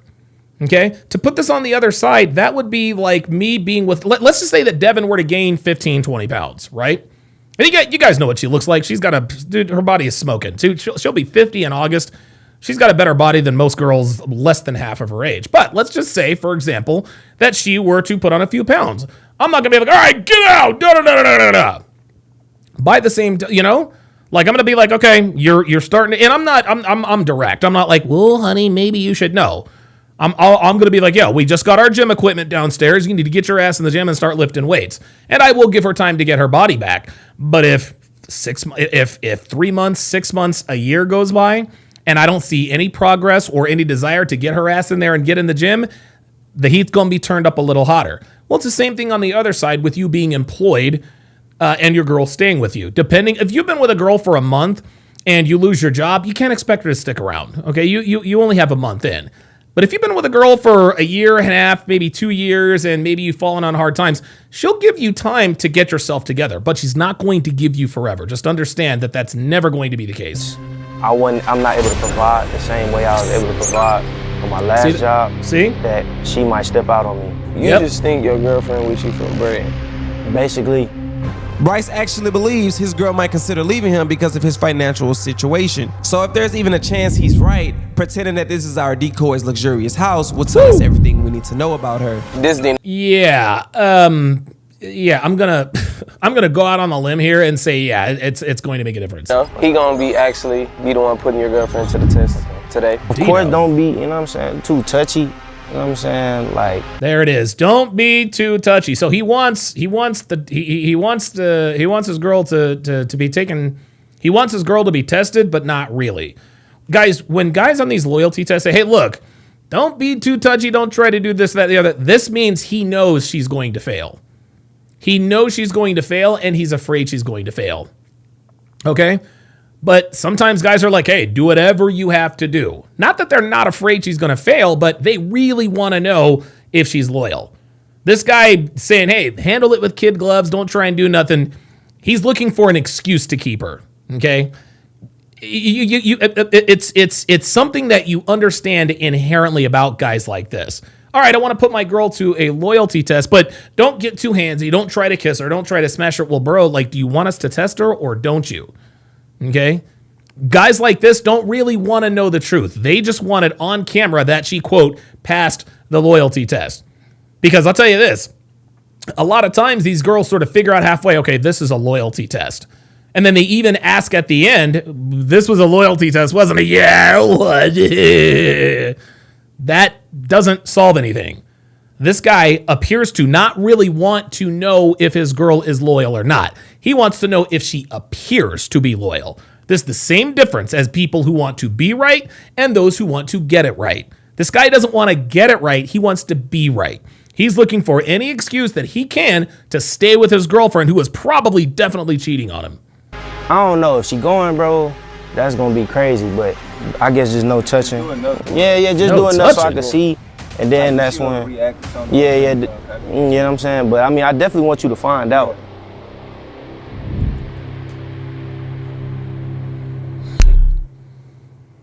Come on, Flyers. I lost my job recently, and I feel like since I'm not able to provide the same way I was able to provide on my last job, that she might step out on me. You know, that's why we're here. I'm just trying to. Is that something that's grown because of you not being able to provide how you once? Yeah, that could be. That's one of the main reasons. Yeah, I feel like we'll argue a lot more recently, or she'll just I could just tell in the energy in the space we build. Those are instincts, other, guys. Just be off. Yep. Look, when he says it's just the energy, it just be off. Those are your masculine instincts. Those are your masculine instincts. Legend says, let him go all the way if you're going to do it. Yeah, he wants to do it, but he doesn't want. I don't think this guy wants the truth. To sum it all up, whenever things get short, or whenever I say, oh, I can't, as far as finances, it's always oh, you never can't. Da, da, da, da. And then I just ain't been even getting that same love, affection. I don't know. It could be one of her clients. Maybe she possibly mess around with one of her clients because stuff ain't good at home. So, not to cut you off, bro, other than you losing your job, have you ever had any other signs of her being disloyal? Have you ever had to worry about her stepping out? She'll come home late. That's one of my biggest things. I'll be like, where you at? And she'll be like, oh, I'm doing hair. She'll always keep me up to date. But now we arguing so much with the bills and shit going on, she'll be like, oh, well, I'm busy. I'm doing hair since you can't make it. You know what I'm saying? All right, so this Dino. He gonna be the one putting your girlfriend to the test today. So in a few moments, we're gonna actually give her a call, make sure she's still coming. If you wanna go ahead and discuss any do's or don'ts with him, you can do that now. So when he's conducting the test, there's no miscommunication. Well, I mean, Guys, I'm going to make a quick announcement, and I guess I should have figured this out. I'm not going to be able to get to the Pearl debate because I'm going to be going live with Tommy Sotomayor and a couple of other people on the Corey Holcomb, Anton Daniel situation. But I will definitely do it tomorrow. Stay tuned. Of course, don't be, you know what I'm saying, too touchy. You know what I'm saying? There it is. See, he doesn't want the truth. I mean, he don't want the truth. I don't know if she going, bro. That's gonna be crazy, but see, if she gone, bro, that's gonna be crazy. He can't. You guys can already see that he can't mentally handle it. This guy wants the truth, but he doesn't really want to know the truth. Saying, but once you make the advancement, she decline it. Don't try to make her fail. You know what I'm saying? Just, don't try, guys. No, bruh. Don't try to make her fail. Yeah, this is going to be all bad. This guy doesn't want the truth. This guy does not want the truth, guys. He don't want the truth, man. Okay? He says don't try to make her fail. Then why test her? So what this guy is saying, okay, well, if she shit tests you one time, don't pass the shit test. Don't pass the shit test and we're good to go. He's wanting her to have the appearance of loyalty with some sort of light test. Hey, can I get your number? No. Okay, cool. Test over. No, it don't work that way. Only the true assassins, the true diabolicals, the true players, dude, they swat away all that low-level shit test, all those low-level shit tests. Basically, he wants a decoy who's not really going to push her. He says, don't try to make her fail. Bro, that's what they're trying to do. I'm saying you feel what I'm saying? Just don't try to make her fail. I hate when people say that. Don't try to make her fail. That's what I just don't be understanding. Yep. When people be like, don't keep on forcing the issue. I mean, that's what you doing it That's for. What loyalty tells you. You're trying to get it out of her. If your girl is truly loyal, no matter how many times he reiterate, do you want to do this with me? You want to do that with me? She should always say no. I don't care if it's Right. And what this guy doesn't understand is that when guys with game approach these girls, guys, I'm telling you right now, Guys with game, we never, when I used to run out and holler, dude, no girl ever said, hey, hi, I'm Alex. Ooh, let me give you my phone number. That does not happen. That absolutely does not happen. Hey, you seem cool. Here, put your number in. We'll hang out. Every once in a while, they'll do it on the first try. Most of the time, they'll shit test you. I have a boyfriend, blah, blah, blah, blah, blah. Okay? Guys like I used to be, we used to push through that. Those are the guys that will cause your girlfriend to cheat. Those are the guys. Okay? Jay Blaze in the chat says he wants to be lied to. Absolutely. This guy does not want the truth. He wants the appearance of the truth. He already knows. 10,000 times because she know right from wrong. It only take one for her to be this loyal, right? That's true. That is true. So don't try to see what I'm saying. It's not me saying like, you know, you can still. Do you guys see how nervous he is? Do you guys see how nervous he is? He has a feeling that his girl is going to fail this loyalty test. So it's almost like he's trying to rig the game so that she doesn't fail. Well, don't try to make her fail. Nah, bro. That's why you're here, my guy. Stop it whenever you want to. This is my advice to you. Like at the end. There it is. King Life says good lies. Absolutely. You guys remember the Kevin Samuels theme song by Vividry, Your Good Lies? Listen to the words. Listen to the words. That's what this guy wants. He wants his girl to keep telling him those good lies so that he can continue being in the dark. He doesn't want the truth. At the end of the day, if you with somebody and they truly loyal, it don't matter how many times I try to feed you some bullshit, you should already just be like, no, I don't want it. So he gonna do his job. Either that, or if a girl really, and girls know when dudes are hitting on them, if they're in a situation where they're like, okay, I need to get, they will remove themselves from the situation. And look at this guy. You can already see how afraid he is to get the truth. And you're gonna be watching, and then you can just decide whether or not, you know what I'm saying, you want to interrupt. But he gonna do that. Like even if she. Yeah, I'm gonna put the link. I'll put the link to. I'm gonna put the link to the show. Tommy also gave me permission to live stream it here, so I'll do it here and there. So yeah, I'll get you guys. Say no. She for you, bro. She ain't going, dog. If you ask her 2 times, and then you turn around and ask her 3 times, ain't no difference. It's 2 times, 3 times. Yep. Only take one. No. Yeah, no means no. In every language. Okay. Yeah, King Life says, let's be honest, this man's demeanor already tells you it's over. Her man will show you her man will show you the truth about her. Yes, he will.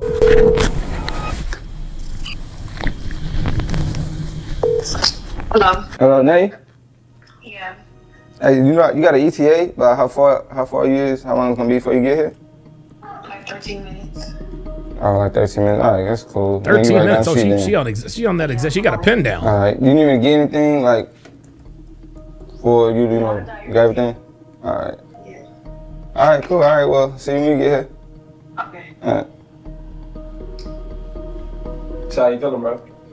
I mean, it is what it is. I mean, we about to see. I mean, I put it to the test, so I feel alright right now, I guess. Yeah, good. Hopefully Nate gets here safely, because in reality, accidents can happen at any time. Oh, here comes the ad. Kyle 2020 on the YouTube side says his behavior is proof she cheated. This is the guy who gets cheated on. Absolutely. Insurance company didn't want to pay now. In the description below, www.forthepeople.com/JackTV. Thank you, Morgan & Morgan, for sponsoring this video. Nay is a hairstylist. That's exactly how we were able to bring her into this test. We told her Dino needed a house call and offer her a little extra cash. She agreed with no hesitation. Once she was on the way, we locked everything in. The cameras were hidden, the mics were live, the decoy was ready. And Bryce, he was on the other side of the property inside our command center watching everything in real time to see if Nay would take the bait or stay loyal. From her perspective, this is just another client, just another hair appointment, nothing out the ordinary. But what she doesn't know is that the moment she walks through that door, she's stepping into her very own loyalty test. Now, if you're at home and you want to run your own loyalty test, Cheetah Buster AI lets you do it right from your couch, straight from your phone. A couple days ago, I actually used it to search up Nate. All I had to do was enter her name, location, and I uploaded a photo. And the AI checked to see if she had been on any dating apps, and even showed the last time she was active. Oh, shit. Oh, wow. Guys, oh my, dude. This is why you guys know I ain't in the game. This is why y'all know I ain't in. This is the first time I've ever heard of this, man. Dude, I swear to God, I love you guys. I really do. Love you guys with all my heart. I truly feel sorry for people who have to be subjected to this. Like, think about this, man. Think about this. The dating landscape is so fucked. There are now websites like FaceTrace that lets you know whether or not the person that you're in a relationship with is on other dating on other dating apps. Incredible. Wow. Come to find out, hell. they had never been on any dating apps, which was a great sign going into this loyalty test. But listen, test your partner at your own risk. I'm just showing you what's possible. And if you want to try it yourself, go ahead and click the link in the description. Yeah, we see him. What's up, man? Nice to meet you. You got here? It's crazy, bro. I don't like the way she greeted him. She said, hey, listen to her. She's not greeting this guy like a client. She's greeting him like a friend. Look, I'm going to tell you right now. Guys, never ever commit to a woman. Never commit to a woman who's comfortable talking to men she doesn't know. If she is comfortable talking to men she doesn't know, she is absolutely a slut. No doubt. Yeah, we see him. Listen. What's up, man? See? Hey. Seriously? This nigga this is a nigga you don't know. He's gonna pull up to the spot. She talking about, hey. Nice to meet you. You got here? Hug him? Crazy, bro. How you Look how nervous he is. I don't know yet. Nigga, you nervous as he's like, yo, this is crazy, bro. This man knows the truth, but he doesn't. I don't think he can stomach the truth. I think this dude's finna crash out. I'm just Look at trying him. to see now. Nah, that's a wrap. I wish it would, paint. Nah, that's a wrap. This bitch says, I love me. This bitch, oh my God. Dude, bruh, if a girl you're seeing or dating is wearing sweatpants that says, I love me, y'all, she's a slut. She's a hoe. Good God. You like that? Well, let's get to it, man. Gonna make you have butterflies?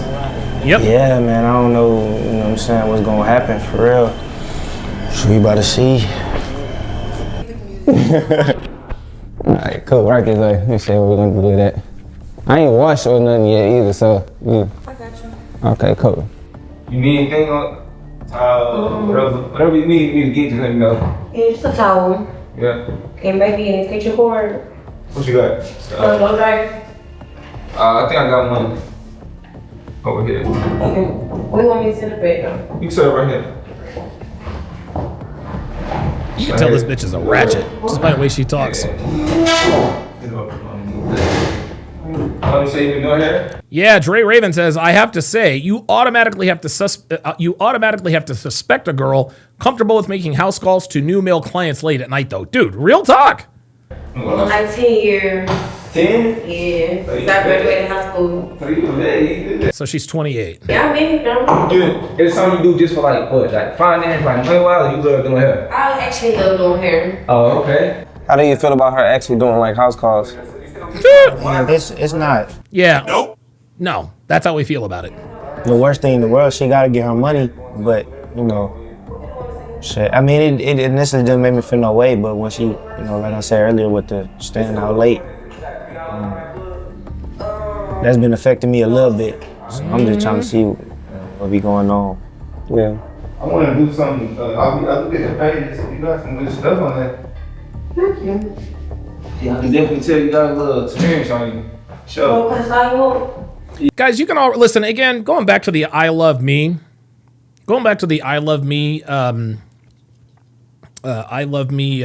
sweatpants. Okay, this girl is a wannabe narcissist, and a lot of guys we like that. Oh, she's a narcissist, and I dated a borderline. No, listen, man, there are very few narcissists in this world relative to the number of people in the world. But girls who are wannabe narcissists are always looking for. It's always attention-seeking behavior. I love me. That's not something a wife would ever wear.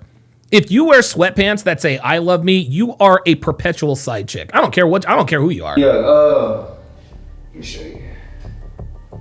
I'm super intimidated, bro. I'm gonna tell you now. A lot of hair. Yeah, a lot of people don't even like doing my hair. Probably complaining about. Oh Lord, not to make my kids. Man, look. Let me show you the style. That's the first thing. Number two, we know what his girlfriend looks like. which means she probably failed. And how do we know this? She probably signed the waiver. She's like, okay, cool. If I'm going to get busted cheating, fuck it. I'm going to put myself out there. This is a chance for me to be on Jack TV. I'm never going to have more attention for it. I'm never going to have more attention than this. Fuck yeah, I'll sign the waiver. Seems like a very like people person. Seems like a people person. We call that extroverts. Yeah. Probably because you've been unhappy so long. Yeah. Say. Are you nervous as hell? Dude, he is nervous as hell. Who she keep looking? See this? You see this behavior? She keeps checking her phone. She keeps checking her phone. The fuck you need to check your phone all the goddamn time for, y'all? Like, yo, this is all bad.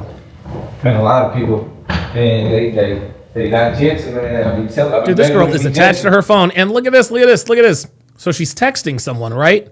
How much you want to bet it's not the boyfriend? I got you. I'm taking my time. Please do. You want anything? Maybe some water. Drink or something like that? What a... Some water. Alright, I don't got this bitch is ratchet as hell. I can do that. I got my own stuff. Come on, break yourself. Hey, break yourself on. My bad. I know I should have. I could have tightened up a little bit. I'm my workspace. Alright, but let me get a taco. At a live feed chopping. You the one that can't. Not only that, look how she's dressed. She came to this appointment in a midriff. She's wearing a tank top. Like, this is, oh God. I don't even like hot water though. Okay, that's right. You like Yeah, that's good. Actually, let me get the shirt you want. It's cool. Oh yeah. Like the kind of voice that this black woman has. She has the. This is gonna be bad. I'm gonna tell you what, man. God damn, we got smoked by the Hornets. What the hell happened? The fuck? How the hell were we down 50 at halftime? Hey, boo, it is a rough time for Philly sports fans lately. Hey. Sorry about that. I lost my train of thought. Let me just continue. Yeah. You sure you want to do it here though? Oh, she looks like she has the type of voice. She has the type of voice of a black woman who has really bad breath. Sing's fine? What else would you rather? I mean, it don't matter. I think the most accessible. Yeah. Oh my God, dude. Yo. This bitch is a hood rat, my nigga. Like, this bitch is hood rat. Yo, Snow Demi says you can hear the Section 8. Fam. Yo, hold up. Yeah, that's what I'm hearing. Holy God. Holy moly. Boy, this bitch is ghetto. I got here, we can do that. Come on. All right, let's do it. You got a shop? I work in the shop. I had my own shop though for like 7 years. For like 7 years. I got tired of it. And people was you good? Yeah. People was getting too comfortable. Yeah, I also was getting comfortable in the business, so I just had to start this. Come on, in the shop? In my own shop. Like, I was gonna be smoking there and stuff, and just I just got too comfortable. You got kicked out your shop game? No, I didn't get kicked out. Actually, it was a hurricane, and the water heater went out at the shop, and it was like out for like 2 months. Yes, King Life says, is she wearing a bra? Nope. Wanted to pay for it. I don't remember. Deadpool says, I can smell the government cheese through my phone. Hey, man. Hey. Government cheese sustained me as a kid, my nigga. That's real. Okay. Nah, that feel good. How you found me? Oh, somebody had sent me a page. And I was scrolling down, saw a couple styles that I like. I'm like, you know what, let me give it a shot. But I always burn a lot of my styling off, but I'm telling you. Oh my see all that? See all that laughing? Mm-hmm. Man, I be like, almost wanted to be like, I don't know, I'm not even freaking nervous. Cause you say intimidated or Yeah.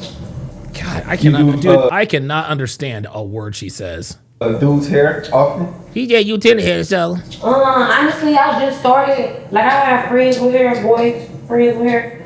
But they. Boyfriends with hair? I've never heard of women refer to their guy friends as boy friends. Mostly have dreads, so I know how to do research, stuff like that. But, like, I would never, when I was working in my own shop, I would never, like, service a man if I ain't know him.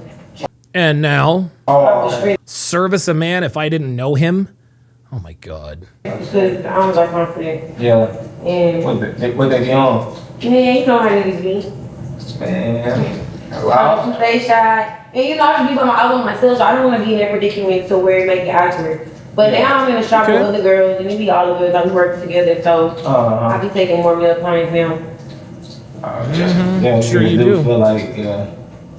I don't know, man. Some niggas do some, but a lot of you know, I ain't say a lot, but you know, a lot. Some women do be on that type of time now, you know. Yeah, they do, and that's why they eat that field, but not me. Yeah, try to feel it. Oh, there you go. What? The temperature. You hear me? Mm-hmm. Oh, they see you can't feel it. Mm-hmm. Said inaudible. You smell like a baby. I smell like a baby. Oh, you smell like a baby. She said, you smell like a baby. He said, you smell like a baby. She goes, listen to this giggle. Oh, this is already over, dude. This is already over. Listen to this. You smell like a baby. I smell like a baby. Yeah, you smell like a baby. Guys, this is how women hit on guys. Now she is hitting on them. Now she's hitting on him. The way he smells has absolutely nothing to do with anything. But she's starting to feel him. That's why she's like, you smell like a baby. That masculine ass laugh. For real. It smells good though. I did. You mean like the baby lotion or like a baby? Like, you smell like a baby, like, for real. Man, stop.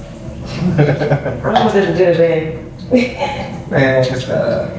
That's a good thing. Anything that smells good is a good thing. So what you do in your free time? Like, what you do when you know, just cooling? Here we go. Here we go. I like to read. I like to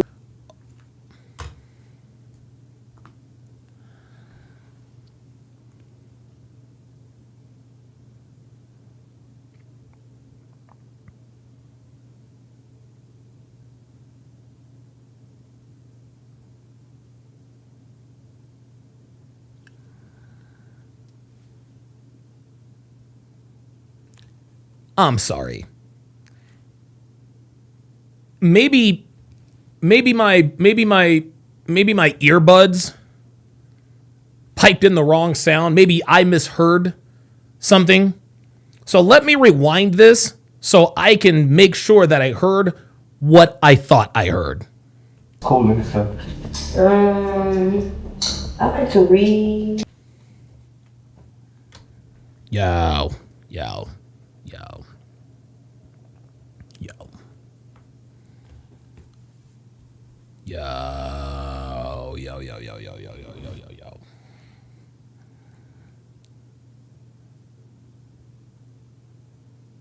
Did this bitch really just fix her mouth to say she likes to read?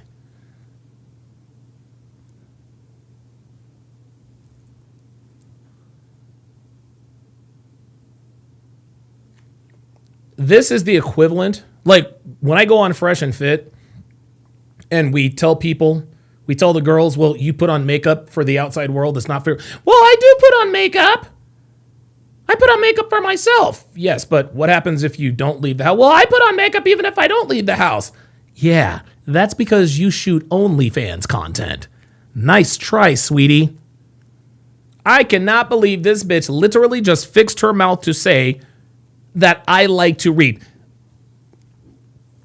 This man asked her, what you do in your free time? The first thing that came to this bitch's mind is, I like to read. Bruh. By your powers combined, I am Captain Planet! Jesus fucking Christ. Scott Valdez says she likes to read Ebony Magazine. My guy, she probably can't even spell Ebony or magazine. Oh my God. I like to do research on stuff. Like on read. what? Yeah, What you be reading? I like to read all type of books. Right. Yeah. I like to read all type of books. Yeah. It's time to get a little bit more specific. What you reading right now? I'm not actually reading nothing right now. Oh, I'm not reading nothing right now. Well, what do you do for fun in your free time? I like to read, really. What kind of books do you like to read? All kinds. What are you reading now? Yeah, I'm not really reading anything right now. You let a woman talk long enough, eventually they tell on themselves. Unbelievable. It took us, what, 7 seconds to figure that out? Dre Raven with the $2 super chat says, read what? Preschool picture books? Yeah, exactly. Today, but I didn't really get to get into it. But I'm not gonna tell you the topic of that book. But I'm not gonna tell you the topic of that book. Gee, I wonder why. Because there is no book. Oh my God. I swear to God, women think we're fucking dumb. The topic of that book. Why? Because. What is it? You want me to know? It must be something PG-13. Oh my God, this bitch is gonna say some shit like 50 Shades of Grey. But wait a minute, didn't she just hold up? Wait a minute, wait. Let me just rewind this a little bit. Hold up. Because remember, she said she likes to read. He asked her what you read, and she says nothing. But now we're on the topic of a book she may be reading. Did I miss something? That's a good thing. Anything that smells good is a good thing. What you do in your free time? Like what you do when you just cooling and stuff? I like to read. Stop the cap. I like to do research on stuff. You like to read? Yeah, I like to What read. you be reading? I like to read all type of books. What's your favorite right now? What you reading right currently? I'm not actually reading nothing right now. I picked up a book today, but I didn't really get to. I picked a book. I'm not reading anything right now. I actually picked up a book today, but I haven't really gotten into it. Into it. But I'm not gonna tell you the topic of that book. Bullshit. She ain't pick up Stop no the goddamn cap. book. She ain't pick up no goddamn book. She just realized that he caught her in a lie. She just realized he caught her in a lie. See, this is the difference between niggas with game and niggas with no game. A nigga with no game, well, what do you like to do for fun? Oh, I like to read. Oh, that's great. Well, my aunt likes to read, and I like to read, and da-da-da-da-da. This nigga said, you like to read? And his tone of voice told her and us, this nigga don't believe her. So he asked for further clues. What kind of books you like to read? Oh, all types. Okay, what you reading right now? Well, nothing right now, per se. So you just sat here and told this nigga that you like to read. He asked you what you're reading. You said nothing, but then you picked up a book, but now you don't want to talk about it. She's trying to save face. She just got caught in a lie. Bitch, you don't read shit. Okay? Instagram don't count. Ay. But So you know, tell me. But the topic of that book. Why? Because. What is it? You want me to know? dude, she ain't reading shit. She's about to tell. See, this is her plan. What she is doing is she is seizing the opportunity. She says, this nigga just caught me in a lie, but I might be able to flip this shit around because I know this nigga probably wants to smash. I guarantee you this bitch says some 50 Shades of Grey type shit. Ken Rose with the $5 super chat. Rack 1966 says she knew she had to use water but decided to wear a white top and toe bra. Yeah, that was definitely by design. It must be something PG-13 or something. It's something bad. Look like 50 Shades of Grey. Yep. No, let me or Oh. turn face. So what is it? It ain't nothing. I really don't remember the name of it. I just picked it. Oh!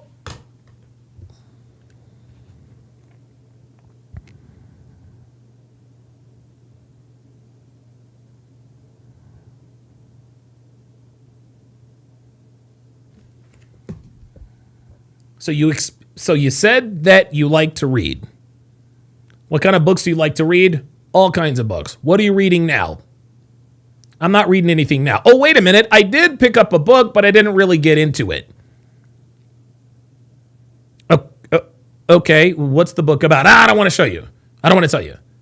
Well, is it 50 Shades of Grey? No, it's rated R.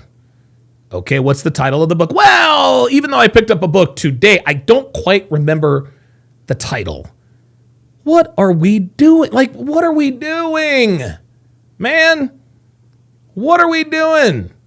And if this bitch lies so smoothly to this dude, can you imagine what she does with her boyfriend? Oh my God. Yeah, I read it. You looked at the cover and liked it and like. How did you know? There it is. How did you know? Because you're lying. No, for real. And I read the description at the back and I was like, let me read this. Nah, that's how I pick my movies. I read the description and look at the thumbnail. I don't I'm know. not reading this person. I like the TV show. So you seen? Oh, there it is. Now she's talking. Oh, when I was younger. You fuck with it? Not really. Why not? I just never got into it. I was a Twilight girl. Twilight cool though. I like Twilight. You seen all of them? Yeah, I said all of them. Oh God. You consider that a horror movie? No, it's not scary. But I don't watch scary movies either. Why not? Cause That mean your mind is. no, that don't mean nothing. Yes, right. No. Yes. I'm just not interested in opening that portal in my mind to think nothing else. Like, I feel like it makes your spirit. What the Halloween movie and stuff? Like just watching scary movies or like movies about spirits and possession and stuff like that. I don't like. Okay, so she's into yeah. So she believes in the supernatural stuff. Okay, got it. The mind can make you something. The mind is the dangerous place. You know what they say though, right? What? The idle mind is the devil's playground. Idle mind is the devil's playground. Yes, sir. The idle mind is the devil's playground. Yeah. That's in flirting. You know what that mean? No. Like, you know what idle mean? Like when someone's just chilling. It's like in one spot. Right? Oh my God. Oh my God. Oh my God. This woman expects us to think that she knows how to read, but she doesn't know what idle hands are the devil's play. She doesn't know what that means. This nigga had to walk her through. Okay, here's what idle means. Oh my God. I feel good. Honestly, y'all, to be honest with you, this bitch might be too stupid to cheat. Like, yeah, I'm dead ass. Like, she might be too stupid to cheat. I didn't want that to be over with. Oh my God. Woo! Okay, you said the extension cord was over here? Yes. Oh, extension. I mean the plug? Yeah, plug down here. I like how you real comfortable. Make this a I mean, I do house calls, so like. Oh, okay, I feel you. And most of the times when I do house calls, people like to play, they think I'm on their time. Oh, I gotta get going. Yeah. Okay, my fault. Let me hurry up and get to it. Okay, good. She doing her job for the most part. Your hair braided under there? No, I actually just cut my hair on July 4th. You did what? I cut my hair. Oh, you had that hair up since July 4th. Oh no. This nigga's got a lot of hair. Yeah, what made you cut it? Why y'all women be doing that? Going through some shopping. Going through some shit? Just going through. You know, my ass. It's alright. Life. Yeah, life be life. Yeah. When a woman talks about, I got a lot going on and life be lifing, 14 times out of 10, she's talking about niggas she's fucking. That's what it is. I got a lot going on. Has nothing to do with bills. It ain't got nothing to do with your kids. It ain't got nothing to do with Sister Williams at church. No, it had everything to do with ding-a-ling. She's talking about ding-a-ling, gentlemen. She is a ding-a-ling devotee. She is a ding-a-ling diva. And when she says life be lifing, she means life be fucking. That's all this is. What, relationship problems and shit? No. Just stop the cap. Yup. Look at the look on her face. Relationship problems? No, she ain't got a problem with the relationship. She's got a problems with the nigga she's letting fuck on the side. life is serious. Dino had a chance to get personal with Nay, but she dodged the topic and quickly changed the subject. But after she spent 20 minutes combing his hair, that wall came down and the window opened back up. Yo, this girl is ugly. How you be doing it? Like, I just do my best. I do the best I can. Wait, what did she say? Oh, God, Jesus Christ. This girl is hideous. Oh. How you be doing it? Like, I just How you be doing it? Like, I just do my best. I do the best I can. I do my best, and then Well, you did say that you have to still do it. when I get there, I still like run through it. Yeah. Because you're supposed to twist it up how I did it. Can't twist. You can do it. I be able to know my daughter. I do my Yep, daughter. Knew she had a kid. Yeah, that's good shit. I be like, there's no way you gotta be true to this. For real. She say he did it. You know, I know what to do. Yeah, that bitch got engaged on him over there. Sorry, what the hell is happening? Why you mad? Take him! Wait, what? What? Why you mad? Wait, what? Why you mad? Why are you the man? Take him! You like my hands big. Talking about the man? Yeah, just because. Yeah, no, you don't feel like that. You got a kid with him. Look at me. I want to be with him, I would. So why do you want him off your hand? Why don't I want off my hands? There it is. That's it. We knew it. That's it.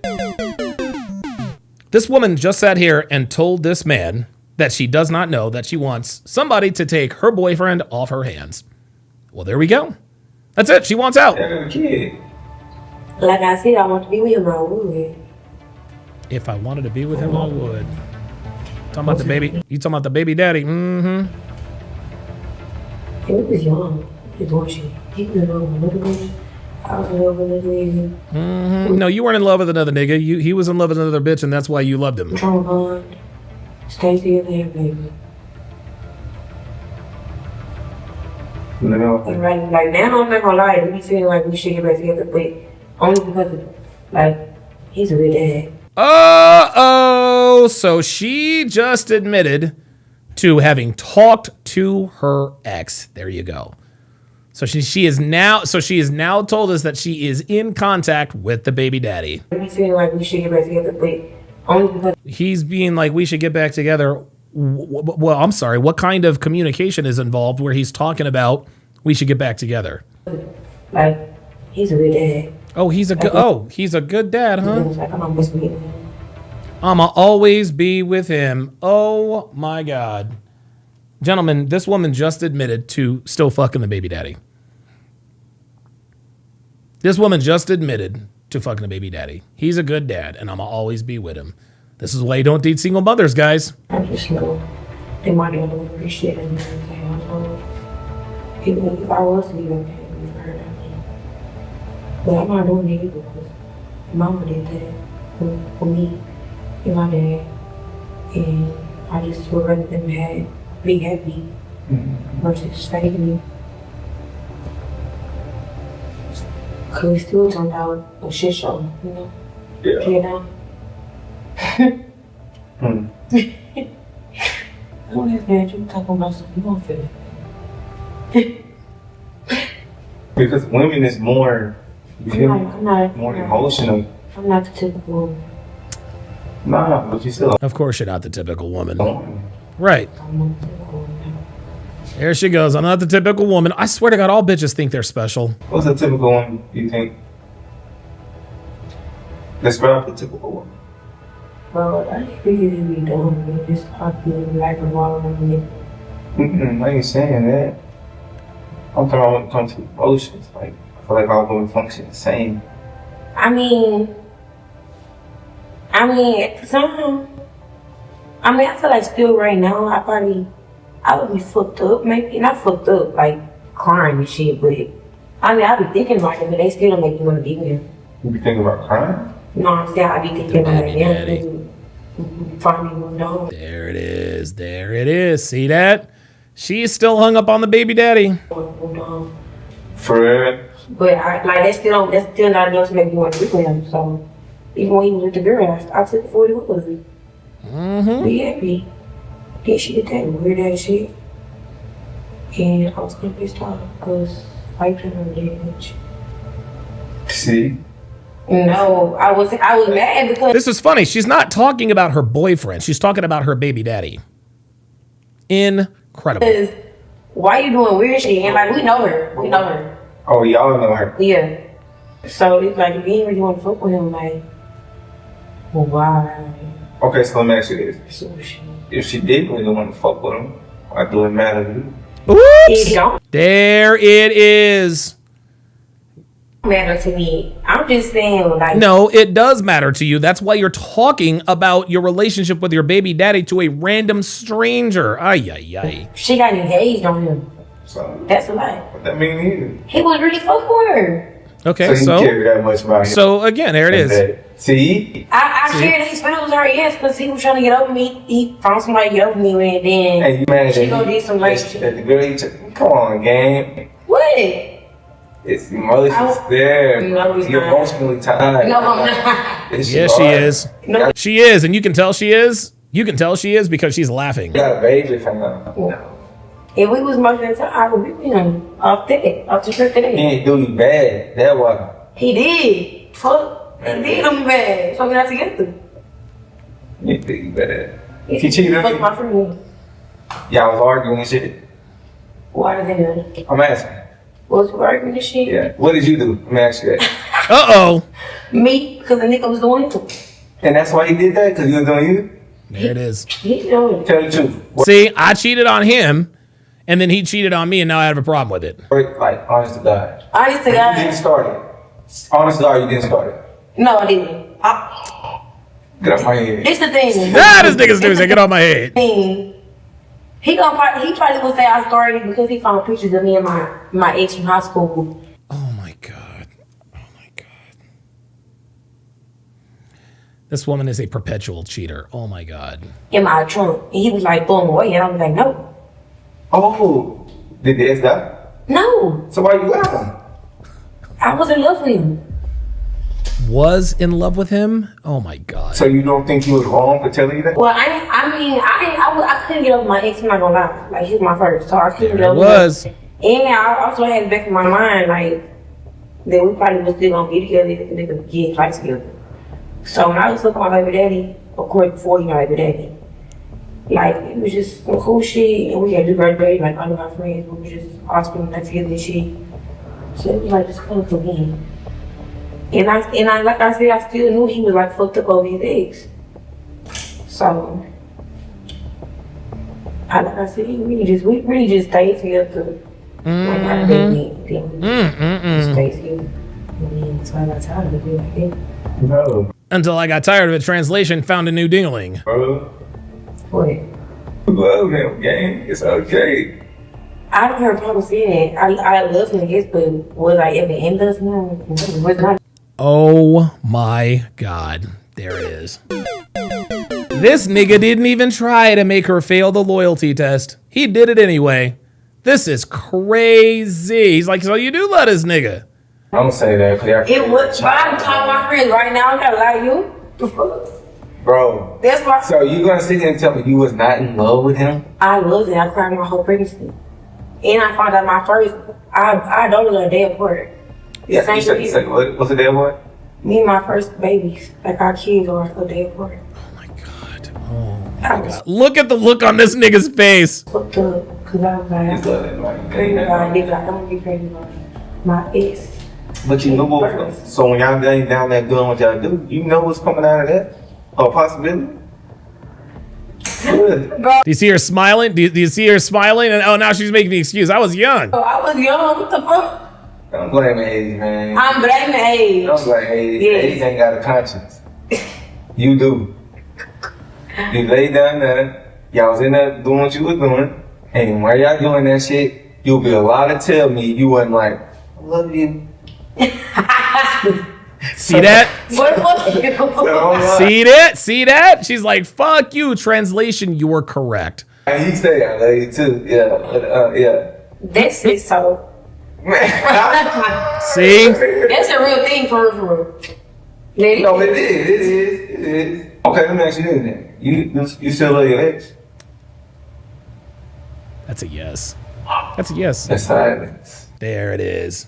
There it is. Dude, honestly, at this point, the decoy isn't even going to try to get her to cheat. He's just going to get her to tell on herself.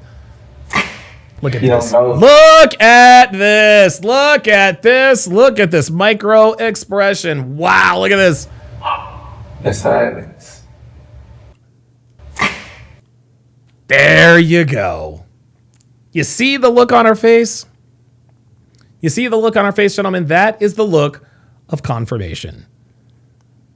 That is the look of inevitability. Dr. B84 with the $5 super chat. Says you might want to release the English version of this advanced nigga-ease. Bruh, I don't even think I can translate this. But this look right here shows us, yep, she still loves her ex. You don't know. No, I have love for him, but what I've been hearing after that still no, because he ain't doing shit. But yes, I do feel like another nigga cannot love me like how he did. You know, it's your first, right? Yeah. You got one in the hospital? 8th grade. There it is. Oh, 8th grade? To 12th grade. And to this day, you still feel like that? I feel like what? That nobody could love you like he did? Yeah, I feel like that. Can't nobody love me like he did. Translation, I will never love another man like I love him. That ain't got nothing to do with the way he treats her and everything to do with the way she feels about him. Yeah.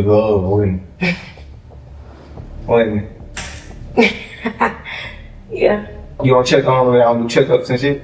Well, I'm not gonna lie, he just got out of jail probably like a year ago at this point. But when he was in jail, we did talk, and I made sure he had money to look and shit. Alright, so let me ask you this. There it is. Baby daddy goes to jail. She made sure he had money. She made sure he had money on the books. Oh my God. Ken Rose has gifted one Donovan Sharp membership. Truthright123 at Truthright123 to make sure you welcome him to the TSR family. Oh my God. I'm gonna play devil advocate here, okay? Oh my God. If they fought each other right now, who's gonna win? Baby daddy. Baby daddy. If they fought each other right now? Look, you want to know why he's laughing? There it is.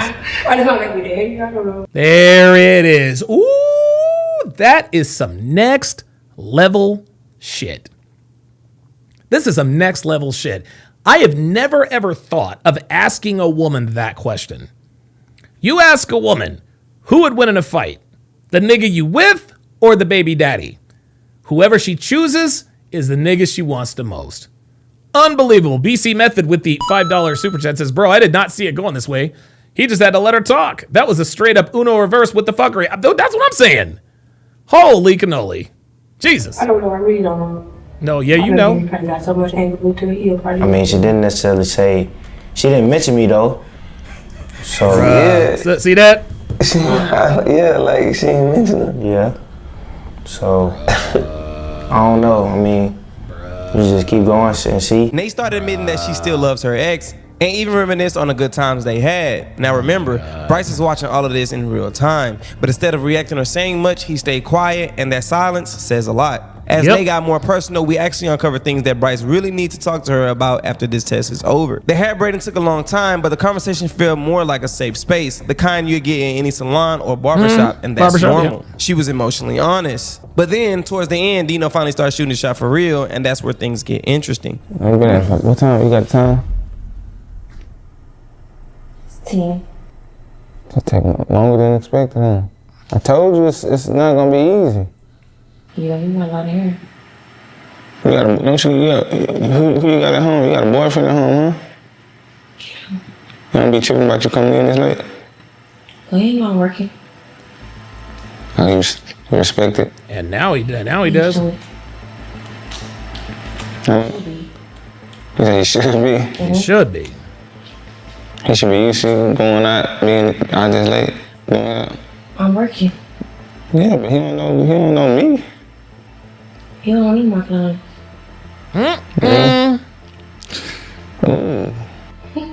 What? My faces? Told y'all tender-headed as fuck. Alright, so it'll be like that when we get to the end. You gonna go straight home or what? What you got? Yeah, I'm gonna go home. You can stay, chill out, take a break. Stay what? Stay here. I mean, I ain't got nothing to do. I'm just cooling. Oh, no, I can't do that. Why not? I gotta go for a swim in. That was good. Uh-huh. He ain't gonna know when you're done, though. He got my location in my show. How long y'all been together? For 2 years. These are shit tests, guys. These are shit tests. About 2 years? That's good. Still kind of on the new side, though. Y'all still in the honeymoon phase. Oh, my God. We are honeymooning. Oh, you happy? I'm happy. That's good, yeah. That's good. Trying to find something like that, man. It'll come to you one day. Could be. You said one day? Why not today? She said not today. Not with me. She shutting that shit down, bro. Yep, she's shutting it down. Yeah, I say. They all say. Yeah, you never know, though. Until you know, you know what I mean? Which I know. Yeah. I ain't trying to know. Okay. I know what I got at home. What you think? Yeah. I respect that, though. I'm just saying, this my offer stands. Yeah, we want to get out, chill out, get away from home. Like you said, you work a lot. You don't really got much time for yourself like that no more. Oh, shit. What you do? Oh, there it is. There it is. There it is. What you do for work, that's a fail. That's it. Why else would she be interested in what she does, what he does for work if she weren't interested? He kept on, no, I got a man, he's got my location, blah, blah, blah, blah, blah. I hope you find it someday, blah, blah, blah, blah, blah. He's like, well, you know, my offer stands. Okay, well, what do you do for work? I went to like stocks and stuff. I do a lot of trading and got a little real estate.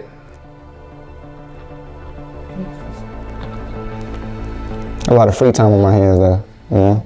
Yeah, I can do what I want really, when I want to. That's good. Yeah. You say you don't got a lot of free. She's waiting for him. Yeah, there it is. Legend says that she's qualifying him. Absolutely. But now she's waiting for him to come to her. Time, but I bet you I can free that up for you though. Uh-oh. You gotta be at the shop and shit, right? Uh-oh. You gotta be at the shop. Maybe another lifetime. Another lifetime. I have never heard, when a woman says maybe another lifetime, oh my God. Okay. That's cool. What about this life? Like life I'm living now though. Like living now? Mm-hmm. Me too. So what's up? She knows she's being tested. She knows she's being tested. I think at this point she's got to know something's up. Because we're almost a half an hour into this loyalty test, and all of a sudden now I got a man. She talks, and it's funny. She talked more about the baby daddy than her man, other than the fact that she has a man. I know what I got. I'm gonna go home to him. Yeah, I feel you. You just lucky. That's all I'm saying. Like you a good woman. You feel me? I could tell you work. You know, you doing your thing. You got your head on straight. I enjoy talking to you for real. So you ain't gonna book in again? Huh? You ain't gonna book in again? Most likely. Yeah. Uh-oh. Are you gonna book me again? Uh-oh. I like it. I mean, you could. You can do your thing. Maybe next time though, we probably go out afterwards. As friends or something like that. Just, you know, just client until. Oh, this so, you know, when bitch it's a client, you go with your so your female cap. Do you see how she has shut it completely down? Yeah. Listen, I think dude already exposed her. Okay. Well, my offer stand. Always. For you. And I don't even do that for real.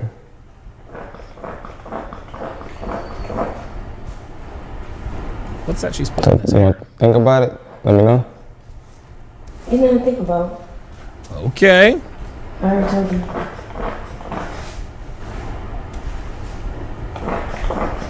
Okay. Shit, now I'm nervous, cause shit, I'm finna go out there and, you know what I'm saying, all this going on, I'm about to look crazy as hell. My bad. I didn't mean to ruin the vibe if I did. I'm just, I'm a man of words, you feel me? Yeah, Kyle 2020 says the dummy still thinks she passed. Guys, I do apologize. I have got to leave it there. I've got a podcast with Tommy Sotomayor in 7 minutes. So I need to be ready for what I'm about to do. If I can, I was actually having a little bit of trouble live streaming to YouTube today via Restream. He is going to give me permission to live stream it to my audience as well. But what I'll tell you what I'll do, guys. Hang on a second.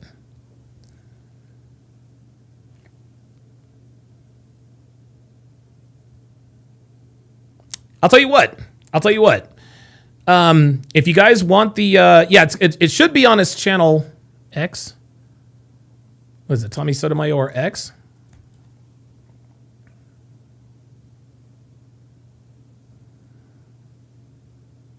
I don't even know which channel this is going to be on. But I'll tell you what. join my Discord. I don't have the link yet, but join my Discord and I'll put the link there.